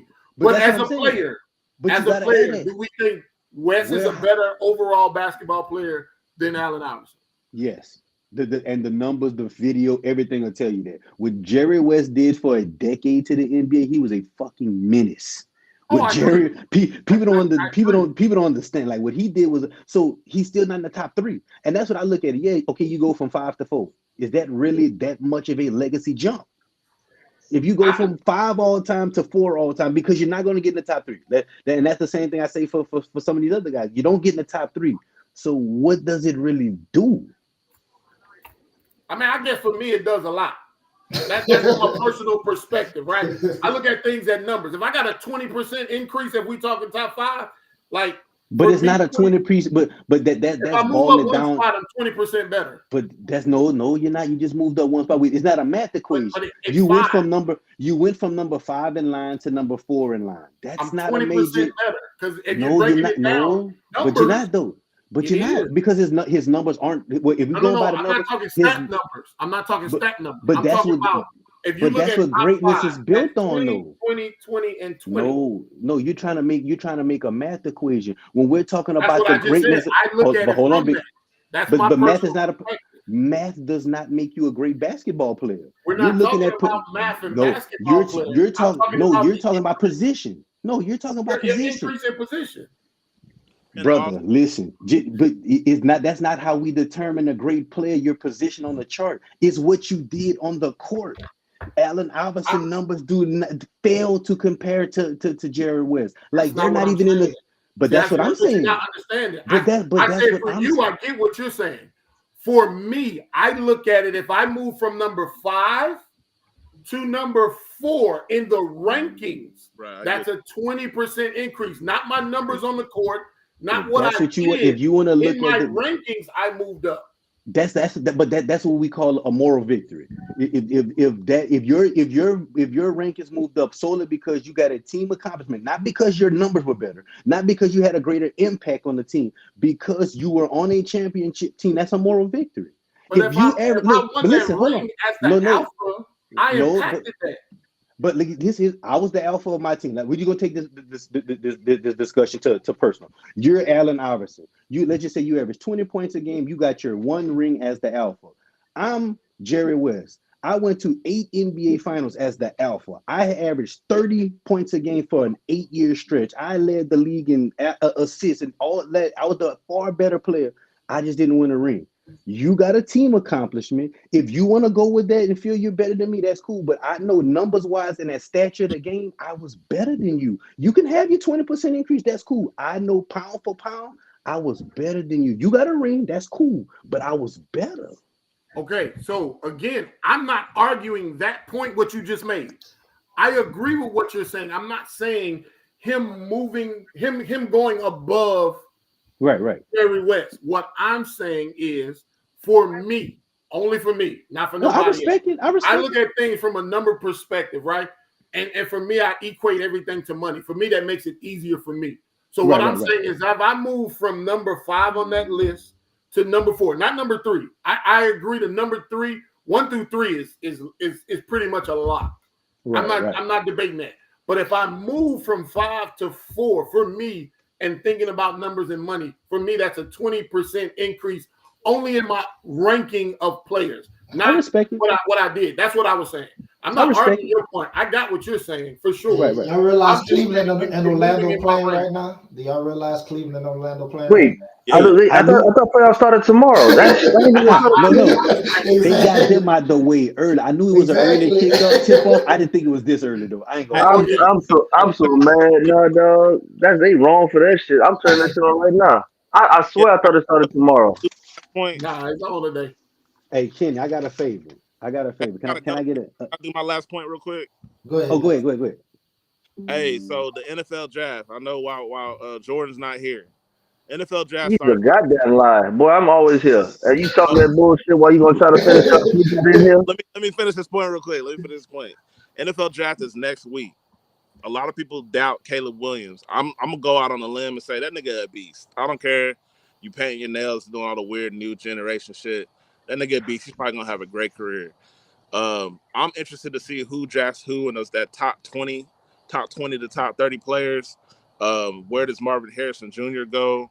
Where does Jaden Daniels go? Is he going to be a Commander? Is he going to be a Patriot? So I'm pretty excited. The NBA playoffs start this right now in the sports golden time. This is the golden period of time because we got the NBA playoffs start today. Tomorrow we have Mavs, Lakers, all these different games, and then we got the NFL draft next week. And my last thing I'm gonna say is Kendrick Lamar. This for me to you, nigga.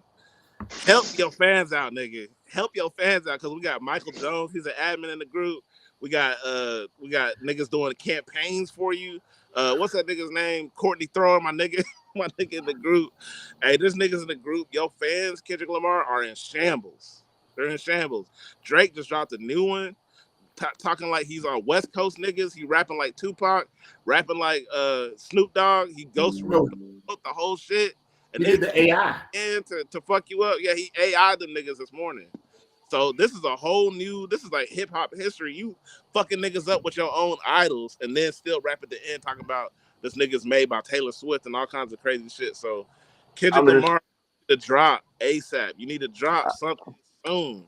You asked for this. Kendrick Lamar fans right now in the group look like Pops on Friday. Fans is I'm a rebuttal to 2 things. It's for the whole panel and the admin, head coordinator and owner. During basketball season on these podcasts, y'all get 3 chances to bring up football moving forward. Or I'm shutting all this shit down. Hey man, mute this nigga. Hey, I'm shutting it all, and I'm shutting all this down. Well, and number 2, take up the second one. And number 2, to me, which is crazy, I'm a fan of both of them. So I honestly got mad when Cole did apologize, but knowing how Cole is in his nature, I wasn't surprised. So Soft. knowing how Cole is just in general, I wasn't surprised. But if anything, I think Kendrick is literally purposely not responding immediately, and it's going to come out of nowhere on Kendrick's time, like Kendrick operates as well. But that's the only thing I wanted to say, just in general, to that as well. But Drake, but the sidebar, and I want y'all to finish going and give out all y'all endings. Yeah, If it better. y'all ain't hear that, if y'all didn't hear that Chris Brown go at Quavo this morning, Yeah, Lord Jesus Christ, I saw we that. talking about Kendrick, we talking about Kendrick, Drake, and Cole and all that. What Breezy had on his mind when he did that, and how he released that, That was crazy. crazy is an Yeah. understatement. I said, God damn, Yeah, really, boy. I care about them niggas, to be honest, man, because we need to see an ether level Kendrick. This nigga need to get down and dirty, because I'm gonna call out another admin, Blake Dowling. Blake said Drake need to sit this one out. Cole is the only nigga that can battle and all this shit. He's the only real rapper and all this shit. I'm gonna go back to the post and tag a nigga. Blake said this nigga Drake need to sit this one out. Call it all out. This nigga Drake petty, bro. He's petty. He wants all the smoke. He He really is, dog. rapper, but he petty, and they treating this nigga Hey, like Thanos. It's like but two here's full the albums with 10 niggas, like the Avengers trying to come and get this nigga, and he's stepping up. And in the last song, the song that he dropped last night, he said, I'm still gonna address all you other niggas too. So I but want to here's hit the first. As soon as y'all niggas drop anything, I'm loose. So man, Hey, but here here's that anime you posted was still lit, dog. That shit was still lit, son. the crazy thing for me is if the rumors is true that in Drake's last deal, that $400 million deal he got, and he has pieces of Rick Ross, Future, Metro, and Kendrick's catalog. If this is true, it doesn't pay for them to drop because anytime they diss him, he make him money. I didn't see. I don't know. I didn't know that was I, verified. because they said that he has a backdoor deal with the guy that Larry Jackson, I think it is, Ellis Jackson, who owns all that. I don't know if it's true. Like I say, if it is true, man, that's like when Michael Jackson bought Eminem's catalog. Yeah, Like if he did some shit like that, that's just diabolical, that's bro. That's petty. diabolical, dog. Sidebar: Cleveland's up 19-8, and Evan Mobley just hit back-to-back All right, threes. But game, bro. continue. About to go watch What the you game. got, Coach? What you got, Coach? All Hey, right, yeah, y'all. listen. You had me excited about about the best rookie seasons, man. So you got to give me 2 minutes to talk about rookie season, Okay, the best okay, rookie okay, season. All right. okay. So I went through. Did Wemby have the best rookie season of all time since MJ? No. So we're gonna put Michael Jordan number one. He's still the only rookie to average 25 a game for a complete season. He Like actually that. averaged That 28. He actually averaged the, 28. but no, that's what I'm saying. They lowered it. There's no one has average Oh, 25 okay. a game for as a rookie, and Jordan did it. He was second in MVP, second team NBA, and he was second in PER, only behind Larry Bird. So we're gonna start off with number five, Victor Wembanyama. 21 points, 10 rebounds, 4 assists, and 4 blocks. He shot 47% this field. He's the only player in the NBA history to average 20 points, 10 rebounds, 3 assists, three blocks, and make 1 3-pointer a game. Not rookie. He's the only player in NBA history to ever do it. We got number four, Tim Duncan. 21 points, 12 rebounds, 3 assists, 3 blocks on 55% shooting. He was third in rebounds that year, 6 in blocks, and 12 in points. Number three, we have the Admiral, David Robinson. This shit is fucking amazing. 24 points, 12 rebounds, 4 blocks, 2 assists. He was second in rebounds and third in blocks behind Akeem Olajuwon, who led in both of those categories. Astonishing. But the second best rookie season we've ever had was the 92-93 season by Shaq. Check this out. He played 81 games, and in those 81 games, he had 70 double doubles. He was 23 points, 14 rebounds, 4 blocks, 2 assists. He shot 56% from the field. He was second in rebounds that year, second in blocks, again behind Akeem, and he was eighth in points. He's still the only rookie since the NBA ABA merger to average 23 points and 14 rebounds for an entire season as a rookie. So those are your greatest NBA rookie seasons since 1984-85, Jordan. I slept on Robinson and Duncan, but I actually said in my post, these are best rookies since Shaq. I actually Yeah, said it in Shaq. the post. But I did sleep on Robinson and Duncan though. I give you that. Yeah. So they had some dog So seats. is it Dogs. Duncan or Donkin? I don't know which one it was. Hey, that's that Opelousas. Everybody in Hey, Opelousas bro, say Donkin. listen. I love my dog when he says it, bro. I got swear, I always look for him to say Tim Duncan name at least once a podcast, bro. That tickles Donkin. my soul, bro. Had that Opelousas, baby. All right, what you got, Blue? What you got? Well, I got football again. So I hope Jordan don't get too mad at me, right? Ain't this a bitch? Oh, my bad, dog. But the one thing I'm interested about again the draft. I agree. This is a good time in sports, right? You get the NBA and still a little piece of football. I'm ready to see the draft. I want to see what's going to unfold. I'm also trying to see what happens with Jaden Daniels if he go to someone moves up and come and get him. But my biggest thing, right, is the evaluation of a quarterback. And coach, maybe you can clear up some of these misconceptions that I got, right? JJ McCartney, right? I understand Trash. maybe pro ready, played in a pro ready system, right? But I do think out of the top 3-4 quarterbacks we talking about, Caleb, Jaden, my guy from North Carolina, and then McCartney, I think he was asked to do the less, right? He had the big power running game. He did make great throws on third down. I think he had like the highest completion percentage on third down in college football or whatever the case may be.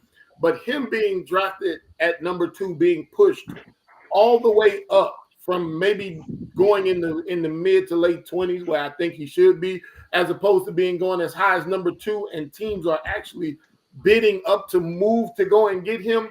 I think is as a 9, as a 10, as a 12, right? I think if he was, and I hate to make it this way, an African American quarterback, I don't think they would have the same gumption to say I need to go up and get him. And I think we need to really emphasize that. Look at that, right? I think this is Daniel Jones all over again for the New York Giants. Overdrafting a quarterback that's probably not ready to do the things that you want them to do. So I'm definitely interested in seeing what's going to happen.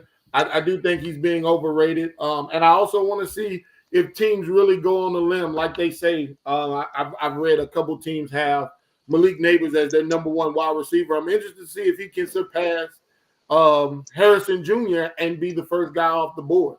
Really interested in seeing all of that good stuff. And I'm one last thing. I'm want to congratulate a young man from Opelousas, Mr. Coleman. Right. I hope he go to the league and do great things.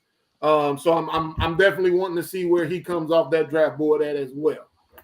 Well, I'm gonna give you a quick little rebuttal, a quick answer to your statement. You asked about the evaluation process, and it kind of piggybacks off what we started with earlier. What is coaching and players? Who gets the credit? Who gets the blame? And that's why I told Nelson he can't cross sports and basketball and football, because in football, it is much more put on the onus of the coach. I think that's almost 70-30. That's the 75-25 that Kenny was talking about when it comes down to football. Why JJ McCartney is being pushed off? He had a pro coach. He was in a pro system. There is a run first. He's going to make the throws on third down. He's 6'4". He's still big and strapping. He could stand in the pocket. He could see that's what they're looking at. They're going to be, that's like the Alabama. A lot of defenders got pushed up draft boards from Alabama because they were coached by Nick Saban. So your coach has a whole lot to do with it. Me personally, when it comes down to the draft this year, I have the quarterbacks in 3 tiers. I have tier 1 Caleb and Jaden Daniels. I think those are going to be your first day starters, ready to go, and they can lead a team day 1. My next tier is the guys that should probably get drafted and sit a year, whether it's a half a year behind a wildly veteran or whatever. I have Drake May and Michael Penix. I actually think Michael Penix could get pushed into that first tier once he gets some development. I just think he probably has one of the better skill sets of all the quarterbacks. And then I have the last tier, the guys that should be career backups, and you're really taking a gamble, and that's J.J. McCartney and Bo Nix. I think Bo Nix can spin the ball. I think he could be a great backup. I'm just not sold on J.J. McCartney, and I think he's getting a lot of push off the national championship and because he has a pro football coach and has been in the NFL system. My last thing, I was gonna come back and piggyback off that. My biggest thing, I want to see the young man from Opelousas, Keon Coleman, who was my little league quarterback when we played on the South Park many years ago. I'm ecstatic for that kid. I hope he gets drafted into a great situation. Uh-oh. I Coach, the hope. reason he about to go to the league, ain't that a bitch? Nah, I never said that. Oh hell, nah, I never said that. I'm just I messing don't with. take nothing I from kids. listen. Nah, I feel you. Based on our group's context and comprehension, they're gonna say coach the reason why you got to the league. So I'm just Yeah. jumping out ahead of it. Look, he played quarterback for me. He going in the NFL to play receiver. So that let me know. Look, I had him in the wrong spot. But I hope he gets drafted into a great situation. Now, I'll just say this: they have him as the fifth receiver taken. If he mess around and falls to number 32 and Patrick Mahomes gets him, I don't want to. It's going to be up from there because I think he's going to have a great pro career. I think he's going to play 10 years in the league and really unlock his potential. All right, Jordan, you went yet, Jordan? I ain't go yet, and I'm gonna All start right, go off ahead. with the last rebuttals. To hell with everything both of them just said about football, the draft, and anything associated with it. And I hope they all, as Samuel L. Jackson said in What a Time to Kill, and I hope they all burn in hell. I'm just messing. Watch your mouth. I'm just messing, man. But honestly, big ups. I hope the young man does get drafted and lives out his dreams in lifetime journey of working to get there. I just hope he doesn't do no Jonte Porter type dumb shit when he gets there. That's a whole nother conversation. Trading 20,000 for 2 million, but that's nothing here nor there. Um, what I'm gonna finish off by saying to speak on is that something that Jamal Crawford has spoke on, Kobe Bryant has spoke on, and it's a few other coaches as well. The status of AAU basketball as well as the AAU circuit and travel basketball. A lot of Gilbert Arenas, and I'll say another hot take. Gilbert Arenas had a few hot seasons in Washington. Now he's sitting on that couch talking hot shit on a daily about different players, different champions, etc. I'm not taking away from Gilbert Arenas' prowess and what he's done, his talent, but I'm not going to sit here and make it seem like Gilbert was just terrorizing the league for 10, 15, 20 years. But how he's sitting on that couch and how he goes at different players and people is just it's hilarious at times, but it's also he gets overboard. And one thing he said is that just take the Europeans out the league and making it for a European league, yada yada. No, we're getting away from the fundamentals. So a lot of times when you go and you see a lot of overseas basketball, when you watch it, the fluidity and the continuity is strong, as in the divine, just in general, how they play and how fluid they play. And I forgot what coaches was, or the coach, I think it's Coach Gino Ariama, or I think it was Coach Gino. He said that he had some top tier players playing for his AU team that quit because they wouldn't play for another coach that said that they're going to play more games and have less practice. He said with the European circuit, it's 4 to 6 practices a week, 1 to 2 games. With the American circuit, it's 4 to 6 games a week, 1 to 2 practices. Because they're looking for the highlights, the cut scenes, the materials, etc. So now when you got the players that's not putting in the work ethic, and you see the old quote saying, and coach, I know you can attest to this. I take a 2-star athlete with a 5-star work ethic rather than a 5-star athlete with a 2-star work ethic. Yes, And it sir. goes it goes to what Kobe's saying is that I'm sitting here putting in the work and Gordon, and it's all going to come together. What I'm saying, Gordon Hayward said that he went to work out with Kobe. Kobe wasn't there. He showed up late. He said Kobe ain't coming to apologize. He texts Kobe. Kobe's like, all right, give me the ball. He said they just worked out for crazy for 2 hours. He said, but the next day Kobe beat him there, and basically the test was to see how serious he was. Because Kobe said he said like Kobe's not going to waste my time. He said he wasn't going to waste time on players who's not serious. So I'm bringing that all up to say is that we're continuing to look at right now. We have ideally, even though Embiid's playing for Team USA, I was wishing that he played for his country of choice. But we have Jokic, Embiid, and Giannis, and Luka pretty much running the league in a sense. And we have no American-made players that's really a top tier that's up there like that was the Bron, Kobe, quote unquote faces. Because we are not allowing kids as well. And Dawn Staley said it best. She said, "Y'all have a championship mentality, but y'all got a backyard work ethic, and that's real." And she's saying just in general about the culture. So what I would say is with the state of basketball, and it goes into a lot of prima donnership as well. Coaches speak to what you're talking about with load management to the degree of players really being driven and wanting to play harder. I'm not taking the saying that they're not wanting to, but they're turning into divas and entitlement, like Kyrie saying, instead of playing and trying out. And that's the biggest thing that I hate is I love the skill set and the talent that we are receiving for the level of basketball moving forward and what it's going to offer us, But what I hate as well is the entitlements, the drive, the grit, the grind that a lot of players are not really bringing that used to be a requirement to even step on the court back then and be a part of the league as well as the teams and just in general. We talk about the Draymond Green and the Jordan Poole fight. I'm not defending Draymond at all, but I forgot who that was. Either it was Charles Oakley or somebody's like, shit, that's the only fight that leaked out. It's basically saying like they're damn near fighting at every practice or getting into it. They had that viral footage of Kobe pretty much cursing out his players like, oh, it's gonna get real uncomfortable in here today. It's gonna get real uncomfortable for you motherfuckers today. Like just basically push them because he said that if practice is horrific and horrible and just gut wrenching, he said that it's gonna be nothing when game time comes. They're gonna be used to it. So I just hope that at some point in time that the skills to conclude, I hope that at some point in time that the skill set that is continuing to increase, that we hopefully at some point in time get back to the grind of the actual work and truly putting in the effort to truly hone in on your craft and the fundamentals and get there. And I could say much more, but that's my only thing that I would hope that starts to coincide with the talent level that's continuing to increase in general as well. And that's why I get the nostalgia that pops in because when they try to make a lot of comparisons to old school players, and I end it with that. Hey Jordan, I could appreciate what you said about practice because of the fact that we all seen the Last Dance, how Jordan was hard on his teammates during practice, but and I'm speaking to you Draymond Green situation. The difference is during the game you never seen Jordan like that on his hard on his teammates like that because they got everything out during practice, and the difference is now I'm gonna go a little further back, see the Draymond and KD situation, how all that escalated during the game. That kind of stuff supposed to happen like during practice, not on behind closed doors. behind closed door, not on national TV. You know what I'm saying? And I think a lot of that stuff was going on back then during practice, though. So that's why I said I could appreciate what you said about practice.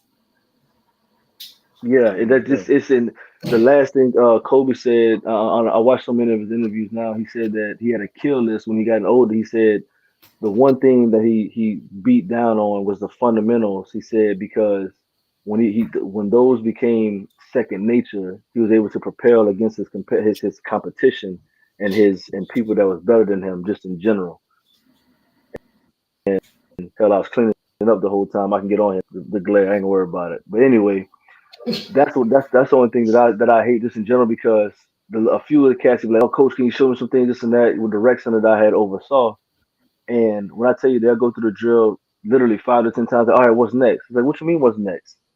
You if I come out there and tell you to do it 5 times, if you can't hit 4 out of 5 of those shots at game speed, then you need to keep working at it. Because if you ever watch a Steph Curry practice, he does everything at game speed. De'Aaron Fox said that after the warm ups, not even a full practice, after the warm ups of working with Steph, he was damn near ready to throw up.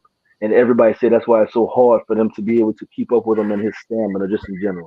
So I just hope at that point, man, like the talent really is at an all time high but the entitlement is there. We have NILDs, which a lot of these players deserve, especially where they're coming from. Well, with the NIL deal and so much, it's. I just hope that at some point in time, the old school nature of the grit, the grind, the hustle, the hard work, the competitive nature, the advantage, all that comes back in some form of fashion to where we can look forward to that, not just for nostalgia purposes, because it's good for the game and it's going to push people to be and do better. Because now, if you start looking at, even though the top talent's coming out, I would still rather have had a tryout because not a top talent is going to go at each other to truly show and see who's the best. Because we already see what the All Star game is turned into because I don't want to risk injury. Okay, well, they got Paul George that got injured in the Olympic Games as well. I mean, it can happen regardless. You got players that got injured in practice. So that's the only thing that I'm really hoping is as far as they have that ego kick to where I want to start truly proving I'm the best as well. So Team USA, these are the best of the best. I want to show why I deserve to be on a team playing against the best. That's just how I came up as well. All right, y'all. We're gonna go ahead and wrap it up. Y'all enjoy the playoff games tonight. If y'all watch boxing, y'all enjoy the boxing tonight. Uh, hope my boy Haney get it done. We're gonna see though. We're gonna see. I think he's gonna win, but I'm hoping that they can figure this out and he can fight a Shakur or a Tank, and somebody can. Him I and don't have Tank. a problem with Haney. I got a problem with his dad. Tank and Haney, that's where the money at. Tank and Haney. Yeah, oh, That's That's the with a hundred. That's That's the the money. That's the money for sure. But they giving if anybody want to take a quick flight to Jersey tonight, they giving away tickets. Damn. Like, they're not even halfway sold out, and the tickets because I looked at them a while ago, they're almost like 60% less than when I looked at them 2 months ago. So it's not good. Hotel prices have come down. Everything Ryan Garcia, his mental state and the way he's been trolling has turned a lot of people off from going and participating in the fight. They even lost sponsors. I think he was trying to draw up that Kobe Covington type buzz, like the UFC trying to be like ride that extreme, and it backfired on him. It's like boxing is not the UFC. The UFC, they're expecting extreme guys. They're expecting to be wild personalities. Boxing is still pretty much still a button-up sport. You know what I'm saying? You may have not liked Mayweather, but he wasn't a wild guy. He said sound bites to draw interest, but he wasn't on some almost mentally unhinged stuff. I think he tried to draw up interest, and it just really backfired on him. Yeah, like when I watched him yesterday at the weigh-in drinking a beer right before he got there, and you're 3.5 pounds over, is like, right, what are we doing here? So right. But I'm tuned in though, because I mean, boxing is like MMA, right? Anything can happen. I mean, Haney one right hook away from touching the canvas, right? But I don't foresee it happening. I do think he's going to end up pulling the fight out. I think Haney's going to win decisively. I think convincingly. Last thing I'm gonna say is, well, my bad. Can I do that one more thing so we can put this on the podcast? Anybody, and this is for anybody in the group at any point in time, you have an open invitation to join the panel. It is not the same people. It is not the same group that comes on. It is not the same individuals that has to be here. We want to be very clear. You are more than welcome to join when you feel strongly about a topic. Because I tell people when I invite them to the podcast, I don't feel like typing up a dissertation or keep going back and forth after a while. There's only so much I can convey via text that I can get off on the podcast. Coach, me and you were like, all right, let's talk on the next podcast. You know what I'm saying? Like when me and you would disagree on a topic, and because it doesn't, things can be misread and misunderstood via context in text that you can better explain verbally. So this is for everybody in the group. There's no special invitation that has to be sent out. If you want to be on, you hit up Kenny, hit up myself, whatever the case is, or just tag us, let us know the topic. You can even pick the topic. Kenny comes up with these topics the majority of the time, and we just go off the cuff. But you can gladly join the panel at any point in time. This is not a special privilege because they got a lot of cats that talk greasy in the comments. And as soon as I invite them to the podcast, they go ghost. And that's a whole nother conversation. And we'll leave it at that. Want that wow factor and them Facebook points. That's all. So what he's saying is free smoke, free smoke. All right, fellas, man. I'm going to this Crawford's ball, celebrate my baby birthday, man. Y'all have a blessed one. Happy birthday to the little one, folks. Happy birthday to the little one, man. Hope she got a Tim Duncan cake. All right, fellas.